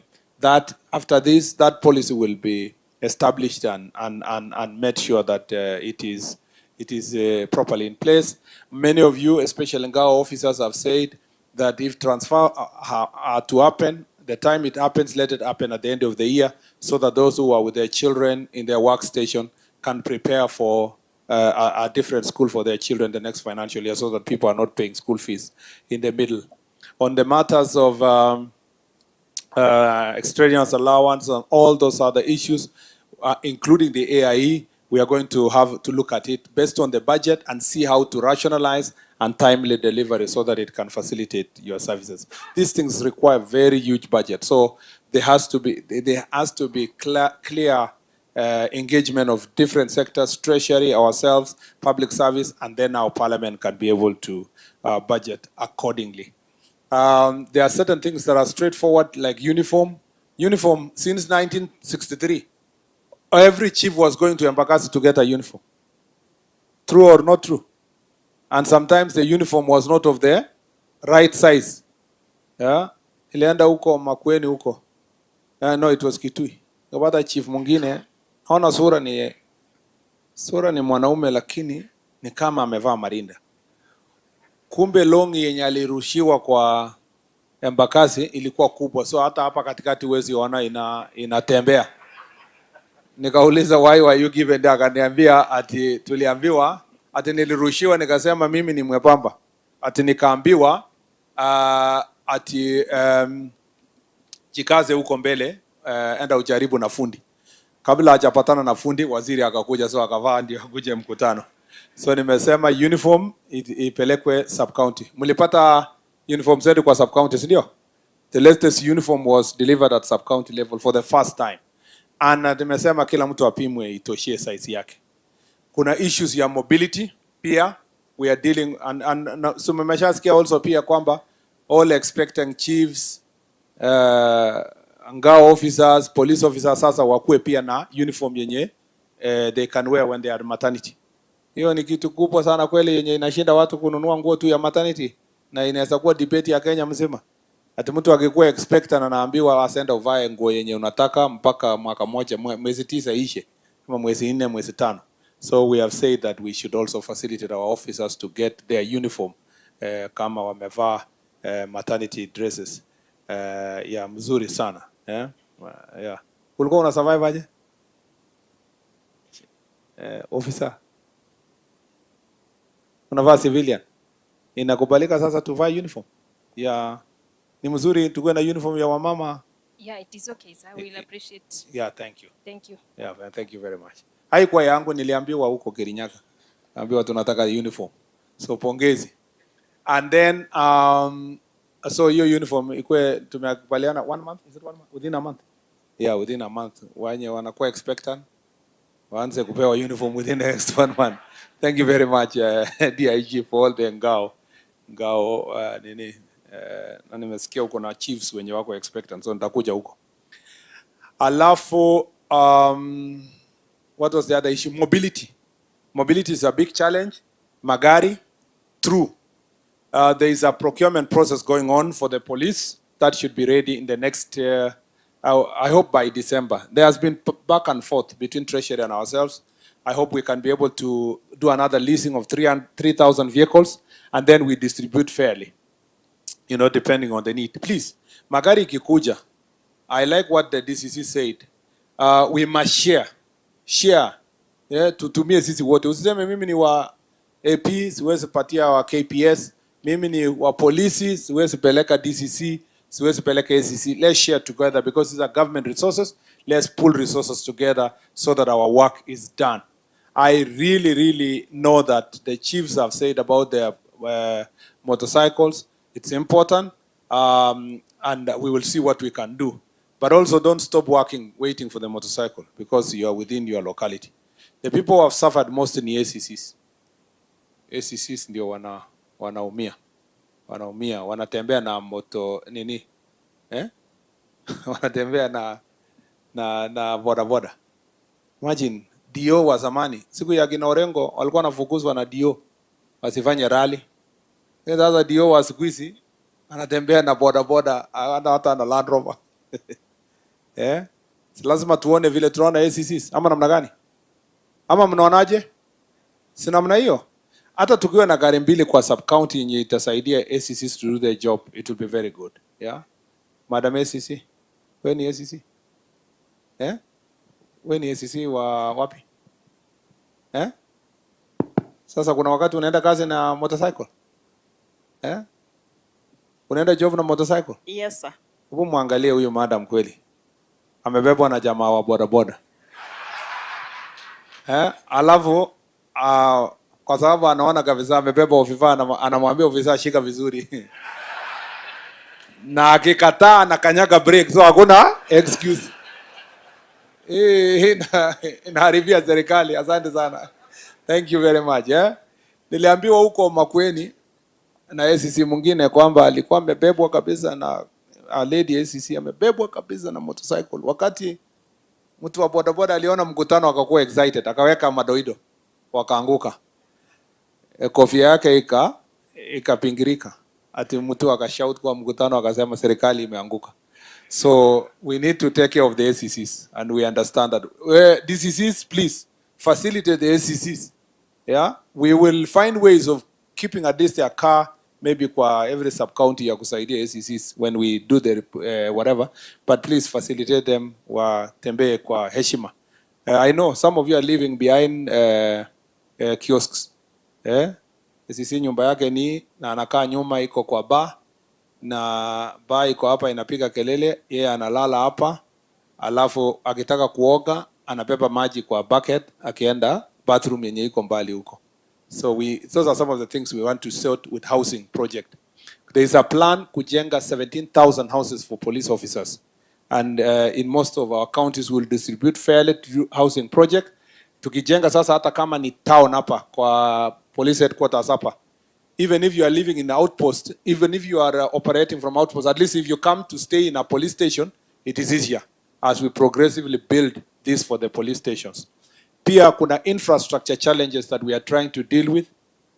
I want to request my brothers and sisters who are in parliament tutumie CDF sasa tusaidie our chiefs and our assistant chiefs, but also our OCSs to build good police stations and maybe housing where we can. But more importantly, good infrastructure of offices, because most of the police stations are neglected across the country. Even where we have multi-billion county projects, utaona a whole port inajengwa, but the police station next door ni ya 1940 something.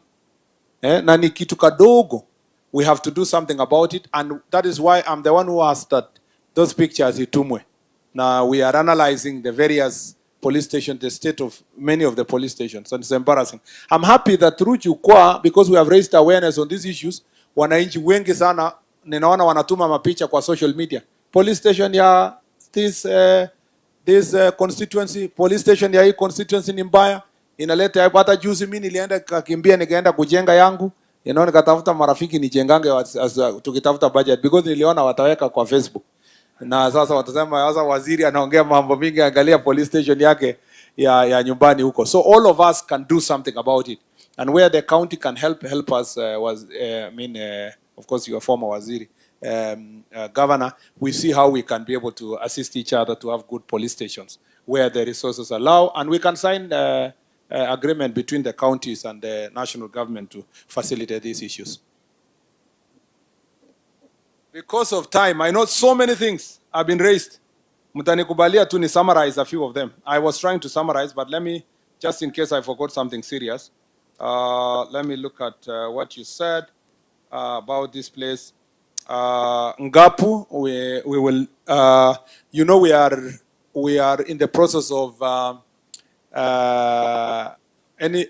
in days, we shall announce the days for recruitment of about 10,000 police officers. And if we do so, we will now operationalize the Ngapu and also strengthen the police presence kwa mashinani. Mambo ya police transport, I've said that. Mambo ya package for officers.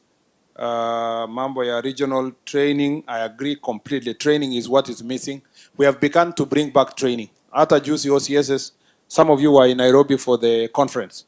And we will do it until all the OCSs are trained, and then we need to continue the training, like you've said, and we are working on making sure that there is a budget in National Police Service to continue training. Mambo ya specific areas where you raised issues, we are going to deal with that. County ICT system, best police. I agree with this reward system where you have best police officers, best police stations, and so forth. And this has been proposed also in a number of counties where we have been, and we will work on that. Mambo ya team building, I agree. Civil registries. Civil registries, I've said that latest next year by April, all the counties, all the constituencies must have a civil registry to start with, as we work to go closer. And by December, I have said 2 of them must open a civil registry office in this county to take services closer.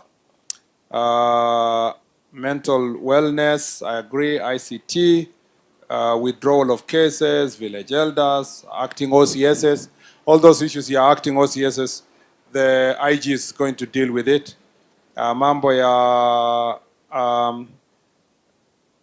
health cover, it's being reviewed. Your health cover for the police officers is being reviewed with a view of incorporating the issues you're raising here.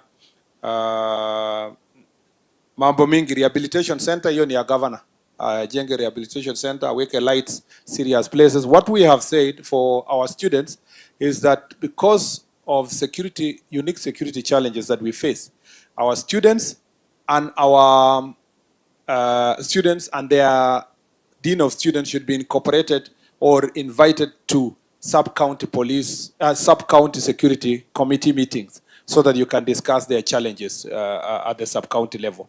The same to border. You need to incorporate them because they are a very important team, or the transport sector generally.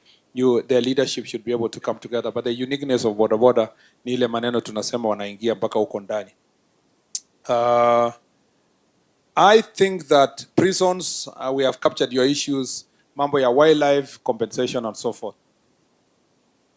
This and many others are very important. In our social media pages, I think there are also some questions people are raising. Mike Wakadenge anasema there is a group of youths calling themselves 42 brothers who are killing and injuring wananchi without mercies. Chiefs and assistant chiefs know them, but they have been doing nothing. It's actually not chiefs and assistant chiefs who should do something. The OCSs, we need to do something so that we can make sure that we do proper enforcement. If people are a criminal gang, those are people who are lethal, and it is us to do enforcement. And I understand the challenges we have.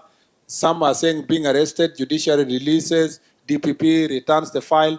Let's work together in a multi-agency forum. You have got users a forum in every county that can be used to thrash out issues that attach with us and the judiciary.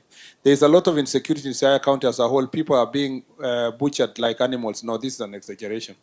Siaya is safe. It's good for investment. There are challenges of insecurity here and there, like any other county, but it is not even as severe as sometimes can be exaggerated in such statements. So, Bwana Wakadenge, whereas we agree that we have challenges, Siaya is safe, it's a good place for investment, people are going about their business. We have challenges for security and we will deal with them. But it is not to the extent of saying people are being butchered every day. That is not the language for this place. At least that's not a security assessment. Paul Oyuga Oriaro, kindly establish a police post at North Yimbo Chief Office, Usigu Sub-County to curb the increasing case of insecurity around the area. Wapi mtu anatoka North Yimbo, chief wa North Yimbo? Ako wapi? Ama ni ma-chiefs? Chief, iko shida huko nataka police post? No, you don't need a mic. You don't need a mic. It's just okay. You have shida kama hiyo? OCS wa area hiyo?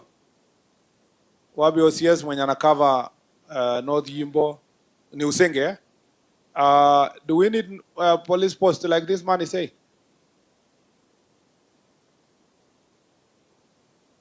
Okay, so you need to do the assessment and then escalate it accordingly. You find out whether it is necessary and whether we are able to do it, and we have the strength to do so. Leonard Wasonga, kindly do a spot inspection of matatus over all public transport overload passengers. That is true all over the country. Now, this is where it is not just the traffic department, it is also members of public. Matatu inabeba 14 na unajua. Na wewe bado unaingia unasema tu tupendane tuingie. We also need to take responsibility as citizens, because if that matatu ikipata accident, we are losing lives because of that irresponsibility. We need officers in Oyunde police post. We will see what we can do. As a resident of Siaya, one challenge that we do face, that was Onya Indo na mwisho Opondo Lawrence. As a resident of Siaya County, one challenge that we do face is that our police officers do not have houses. They live in houses that resemble those that were used by colonialists. Kindly address the issue of plus patrol vehicles and motorbikes.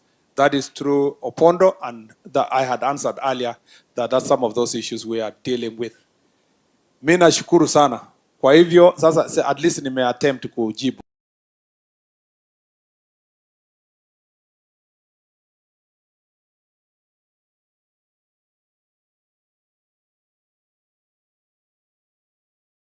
You will see all your issues captured based on the memoranda you gave us and the things you raised here and the ones that were already given to us by the county security team.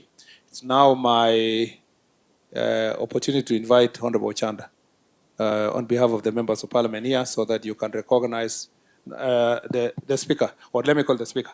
The speaker, please recognize the MCAs. Sema neno moja, ita Mheshimiwa Chanda, ni kama hakuna mtu mwingine ana recognize, alafu aite Mheshimiwa Governor. Si namna hiyo, alafu tumalizie hapo. Asante sana. Thank you very much.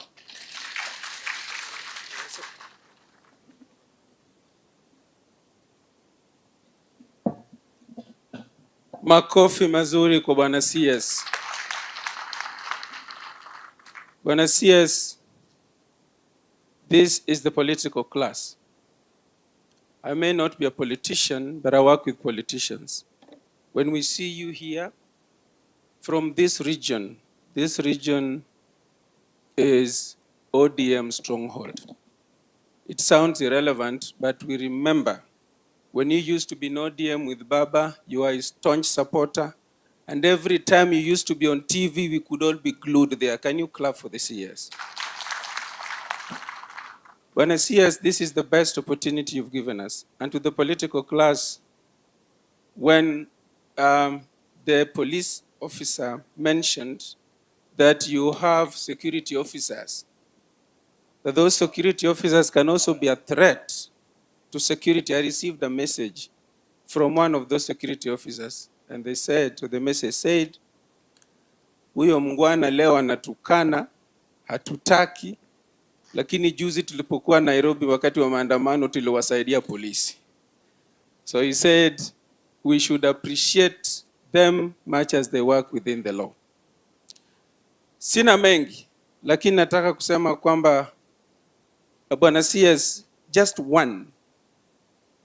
You mentioned in your response that Siaya is a very peaceful place. Indeed, it is not as hostile as reported elsewhere.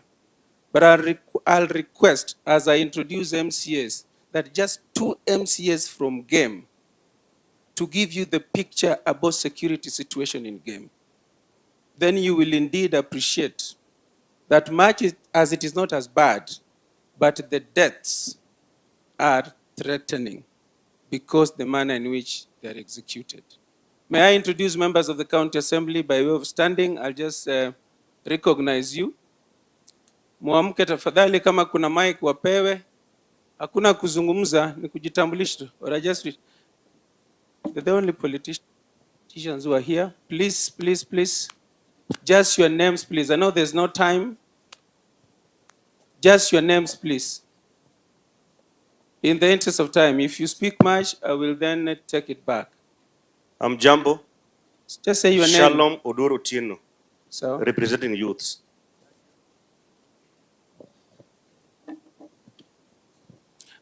Please, from wherever you are, or move closer. Make it easy for us. I don't want to introduce you in chorus, but if you Good afternoon. I'm Anna Wansila also, presenting marginalized women in Siaya County. Justice Oguta Ubuya, West Very Wyoma. good, very good. Please, quickly, quickly. Freddy Kodhiambo, Mimi ndio msimamizi wa walemavu Siaya County. Thank you. Philip Oluoch, North Game. Songesha microphone huko tafadhali haraka haraka.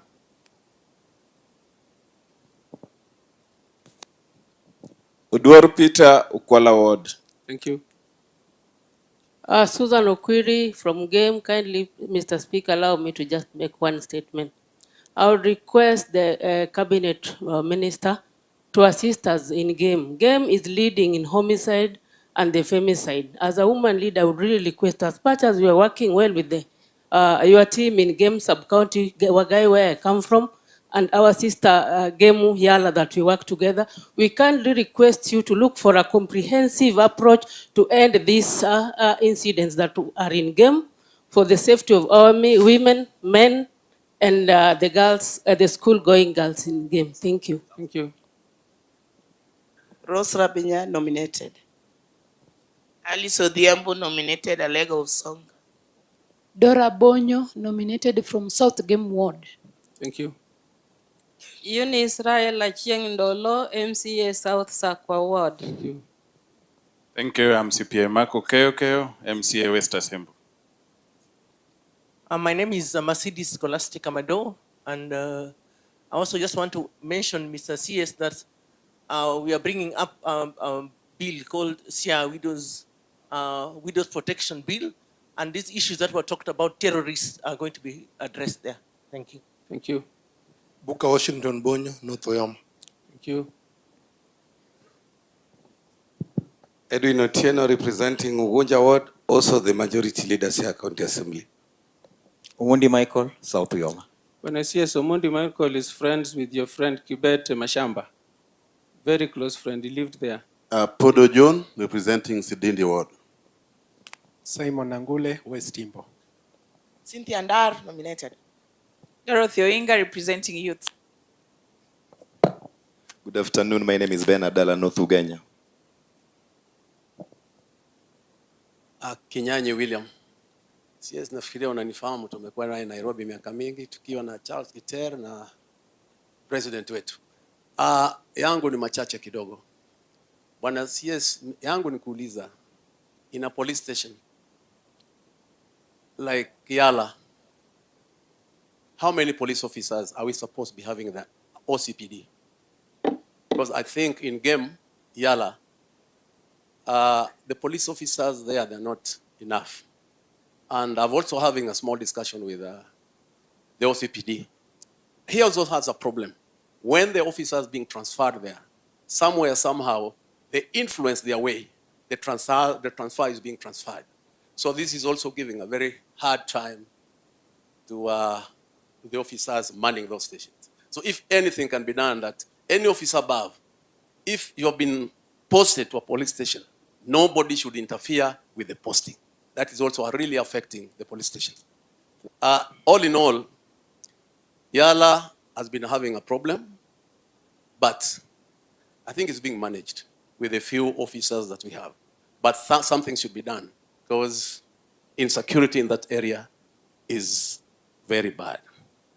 Bwana Wafula, the only thing that you did say, me as on this side, I don't budget for you, but I provide you with motorbike to help you do patrol.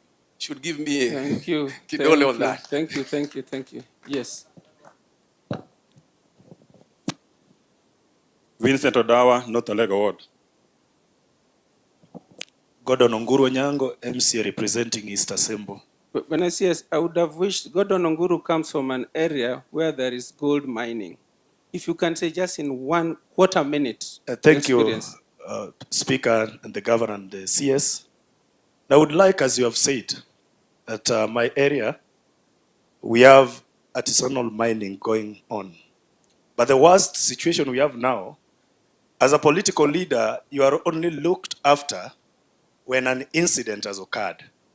Nowadays, because most of these lands are owned individually, people just start digging. And there is a lot of holes which are very hazardous to our community. So there should be some regulation and measures from the ministry to control the vice. Thank you. Thank you. Thank you so much. I'm Oduro Dongo. I'm the Deputy Speaker, Siaya County Assembly. Thank you. Next. Thank you very much, Mr. Speaker. As CS, I'm Mocheng Baraka Seth. I represent the interests of the people of East Game. And I think I've been accorded 1 minute because the region where I represent of late was on the media about the cases of murder. I want to say that the police that we have are really trying, Murkomen.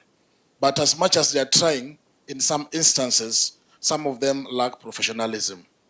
The instances that we have is a case whereby when the locals are ready to give information to the police, and then you find some few will want to give back the information back to the community. So people fear giving information to the police.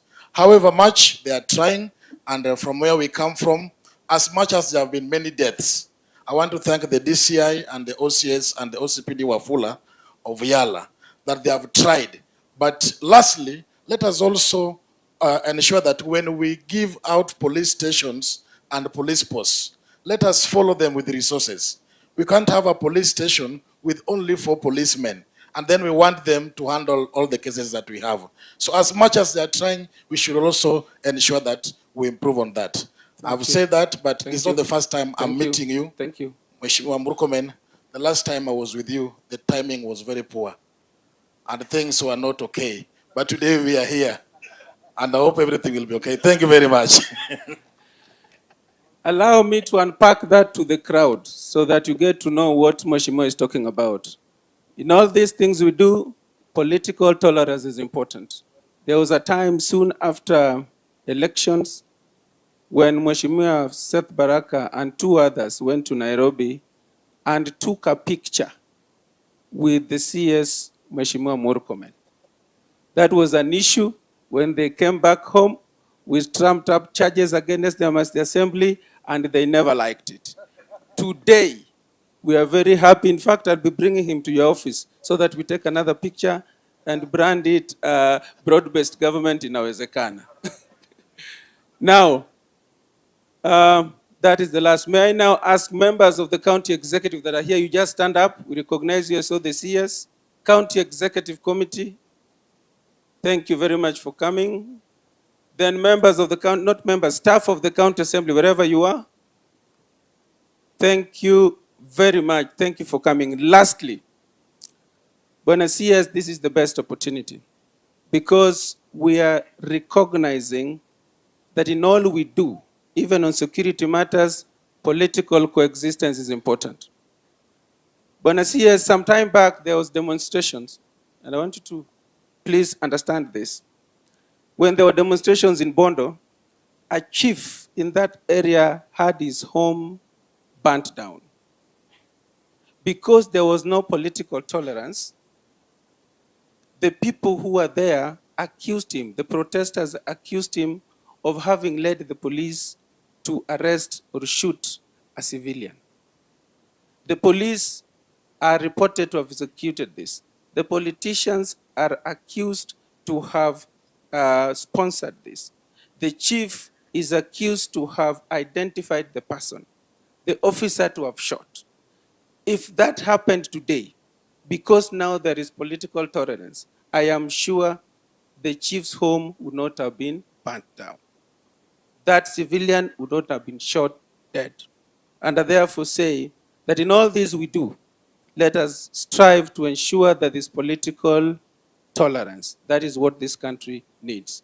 I don't want to say much more. Allow me at this point to invite Mheshimiwa Ochanda. Na makofi tafadhali.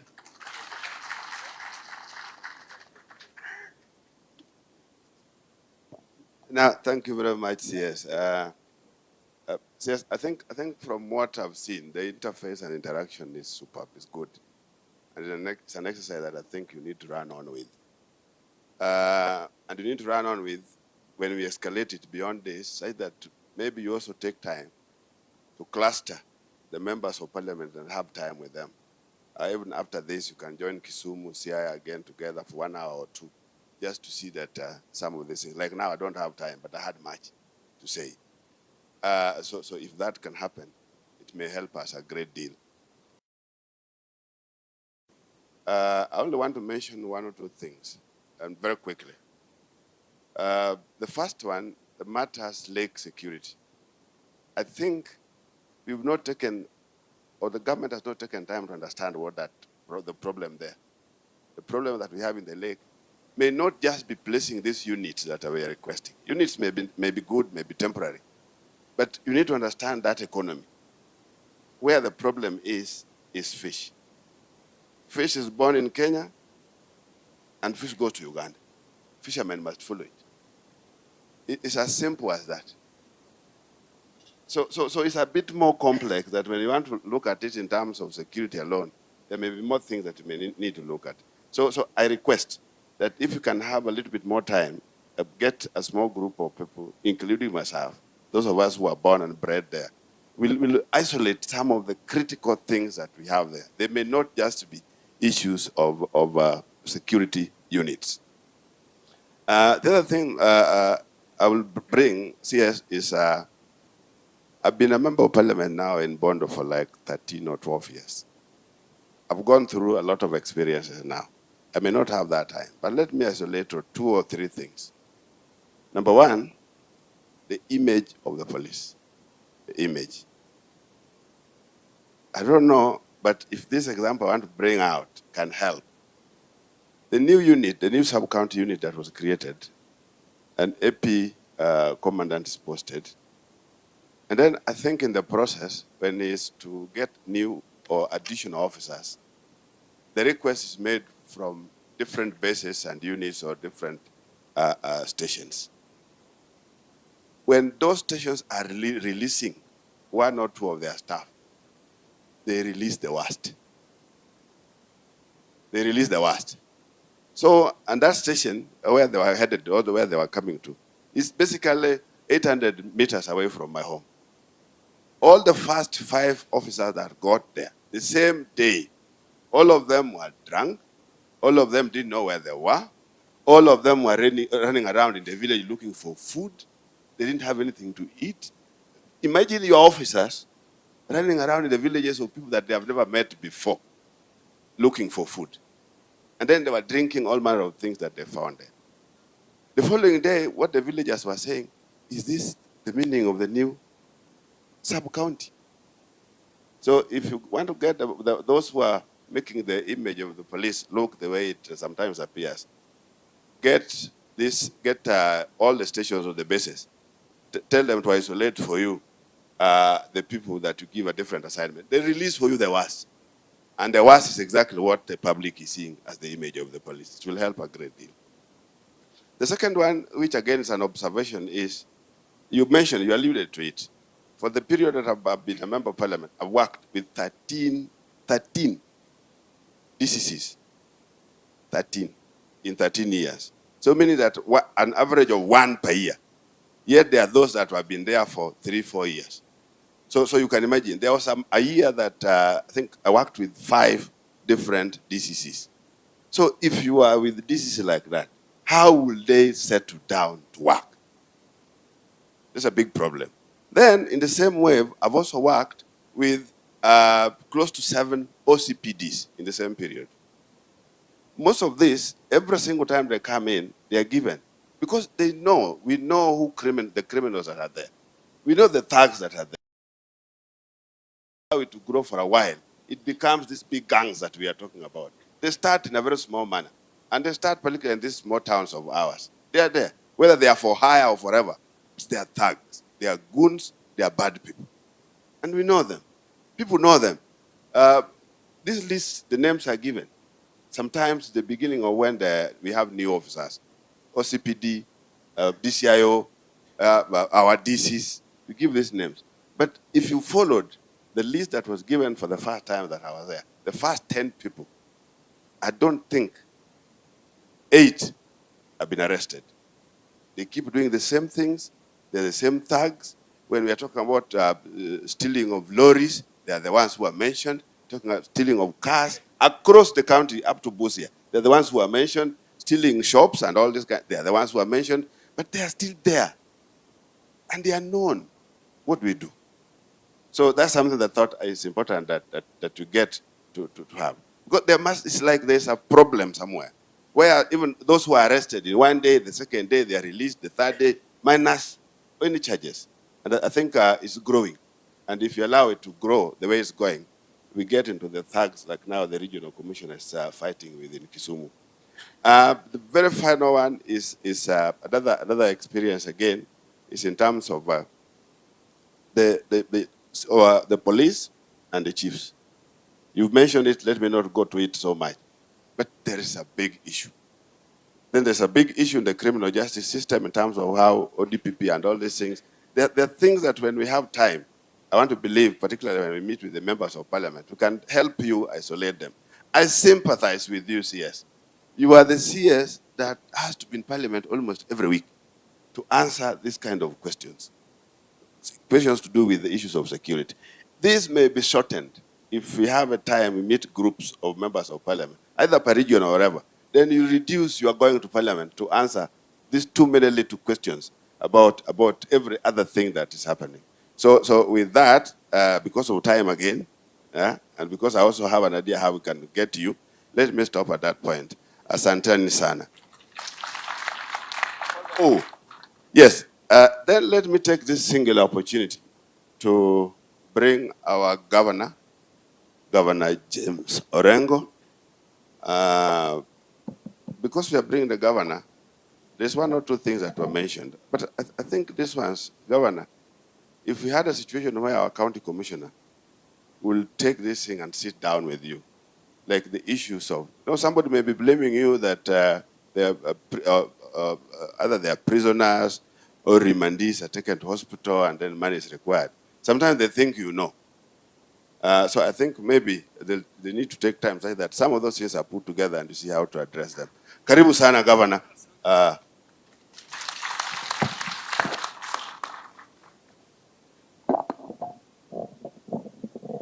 Asante sana kwa mgeni wetu wa heshima, Waziri Onesmus Murkomen. Tunakukaribisha sana Siaya na ujumbe wako.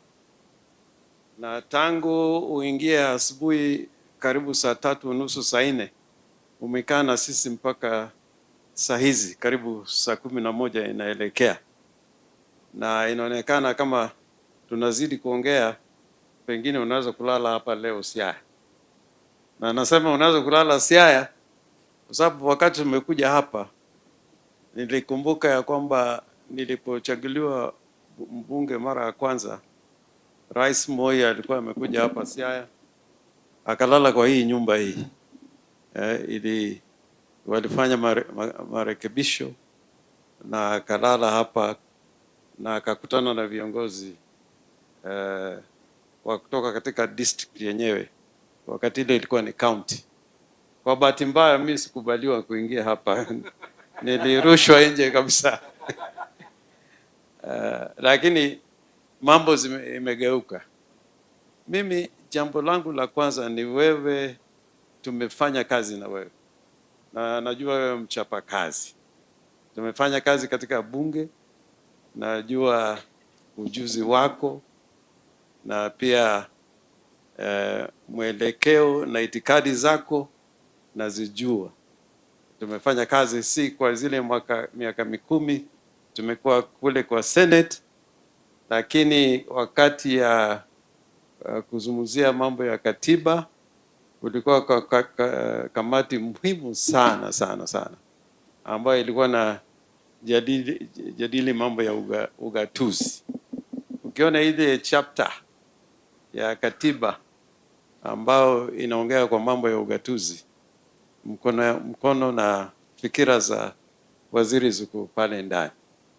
Na mimi kama sasa katika cheo cha gavana najua kazi ambayo ulifanya. Haikuwa kazi rahisi kwa sababu kulikuwa na watu wengine wakati huo ukisema ya kwamba serikali ugatuzi itaongozwa na governor. Wakasema governor ya nini? Governor ni mmoja tu peke yake Kenya nzima. Ni governor ya Central Bank. Hiyo upuzi mwachi. Lakini mfanya kazi vilivyo mpaka tukawa na katiba, na muhimu ni kwamba tukawa na zile vipengele vya ugatuzi na ziko pale katika katiba yetu. Jambo langu la pili pia kwa sababu umekuwa hapa Siaya, ni kurudishia wewe asante, kwa sababu stadium yetu ambayo inapongezwa sana. Wewe umetusaidia sana sana wakati ambao tulikuwa tunakuwa na ile sherehe ya Pinluo na Rais William Ruto alipokuwa akija kufungua hilo stadium, ukatupatia viti karibu 20,000. Hata hakutumia zote. Zile mpango za upanuzi tukimaliza, hatutakuwa na shida za viti. Tulipatia viti ya kutosha, na pia pamoja na hela karibu milioni 50 ambayo imetoka kwa idara yake wakati ambao alikuwa anaongoza mambo ya sports. So nataka mpigie waziri makofi kidogo. Na sasa pesa zaidi tena imeingia huko, na hiyo bila kazi ambayo ulifanya haingekuwa rahisi kupata hizo pesa kuingia huko. Mimi tumeongea kwa ofisi na sitaki kurudia yale ambao yamezungumzia. Kuna yale ambao yamezungumziwa hapa na tuliyataja wakati tulikuwa katika ofisi yangu, na nataka kutoa tu ujumbe mmoja tu ya kwamba sura ya serikali na chombo cha serikali mashinani ni hao wenzetu maofisa ambao wamekaa hapa. Hawa ile uzito ya kueneza zile policies, programs na itikadi za serikali, mzigo mkubwa wamebeba.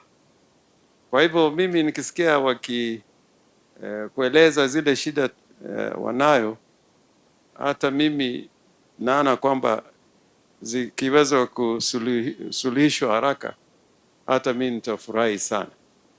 Mimi nilikuwa mtoto wa polisi. Nimekuwa katika hizi station nyingi sana katika Kenya hii. Kwa hivyo nikisikia upande wa usalama, polisi, najua kwamba najua wamejaribu kunifunga, lakini inaonekana walijua mimi nilizaliwa huko kwa polisi. Mimi nataka niseme hivi na kurudisha asante sana. Hii ni kama baraza, na machief na assistant chief wanakuwa na mabaraza. Sasa wewe katika zile ngazi zako za juu umeleta baraza hapa Siaya mchana mzima. Wakati nilikuwa kwa bunge mara ya kwanza, tulieleza na wale wengine ambao walitangulia ya kwamba ukitaka kuwa na sifa katika bunge, wewe uwe na hali ya kutolewana na polisi na administration. Ikiwa mnachapana kule mashinani, pengine utapata sympathies kutoka kwa wananchi. Naona hata kuna assistant chief, sijui chief mwingine ameongea hapa vizuri sana akizungumza mambo ya chang'aa.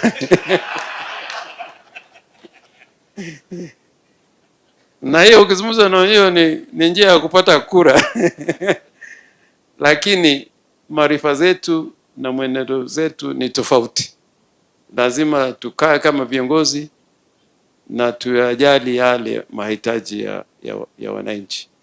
Kwa hivyo mimi nasema ya kwamba lazima tuzidi kuwa na ushirikiano baina ya serikali kuu na serikali gatuzi, na tutafanya kazi pamoja. Na safari hiyo ni moja, ni vile katiba imeeleza ya kwamba there is only one government, indivisible government, but we have levels of government. Niliona OCS kutoka Akala, huyu anajua katiba sana sana sana.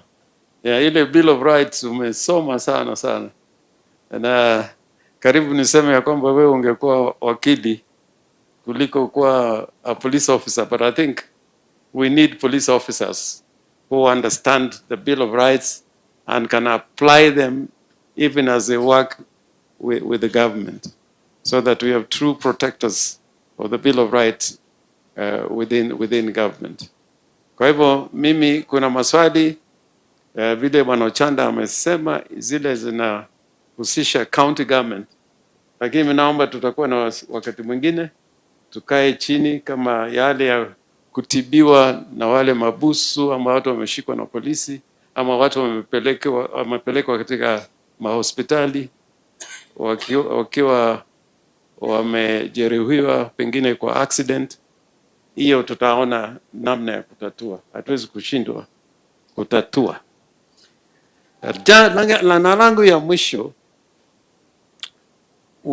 ujaribu sana kurudi hapa Siaya.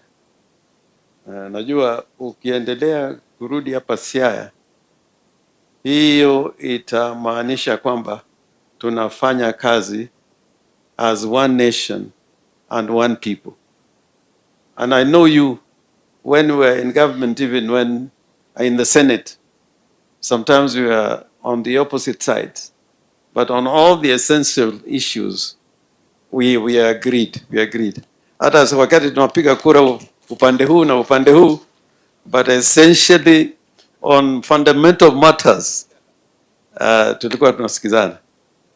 Hata mambo ya Senate, wakati tulikosa kazi na nini, tumelemewa, tukienda kotini tulikuwa tunakwenda pamoja, bega kwa bega, mpaka tukafaulu katika mahakama. Kwa hivyo mimi sitaki niende zaidi, na kupongeza na timu yako Bwana Masengeli, wewe ulinisaidia wakati mwingine na napongeza. Si kunisaidia kwamba nilifanya makosa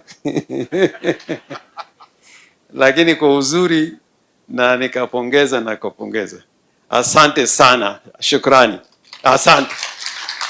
Na nataka nisikie makofi kwa waziri, nisikie makofi. Asante.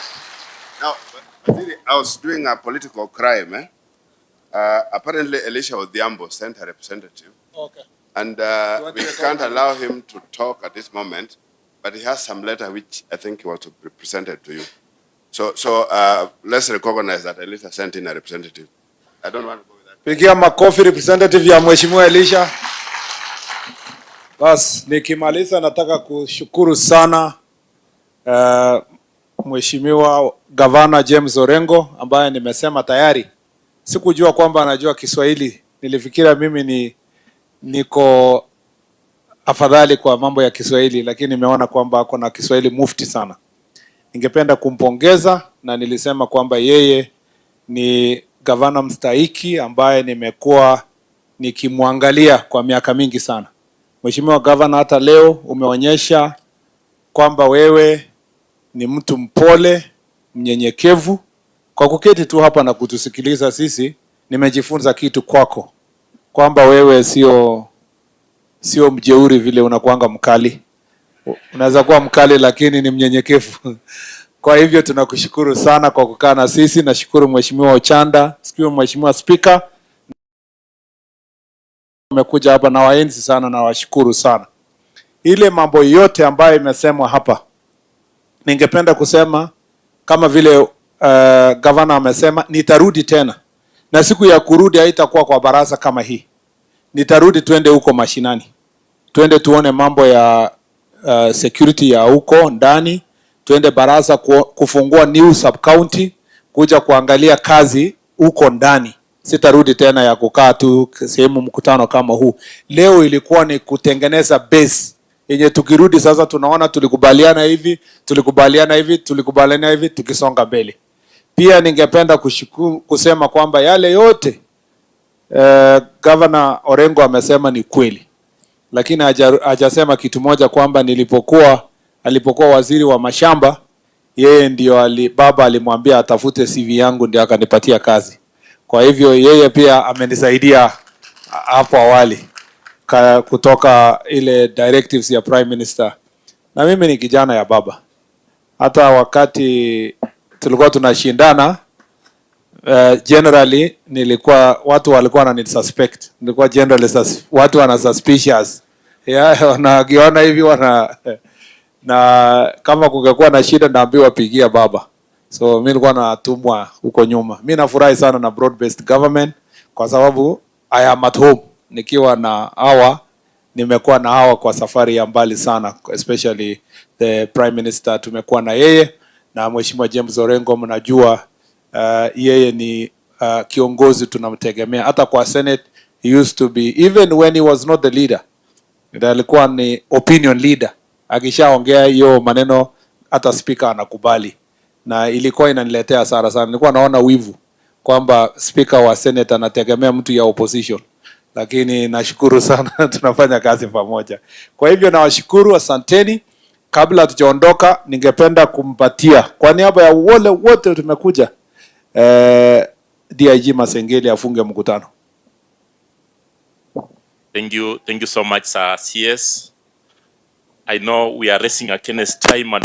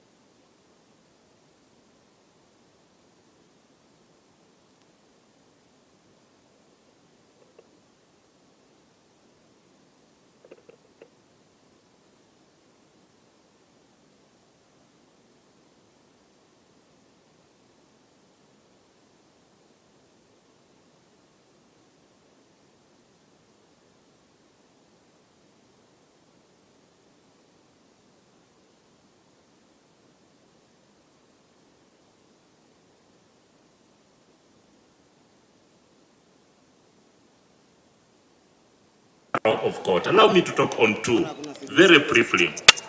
Sir, when the sender does not hold, things will fall apart. I'm just asking the security agencies, let us not let the sender fall apart. Because when the sender falls apart, the security will be in chaos. The Mwananchi will not be safe anymore. And it's us now that we have to bring discipline and order in the Mwananchi that prevails all time, always. We have to ensure we go with the community policing, we partner with the community for their own safety. Sir, the other one is arrow of God.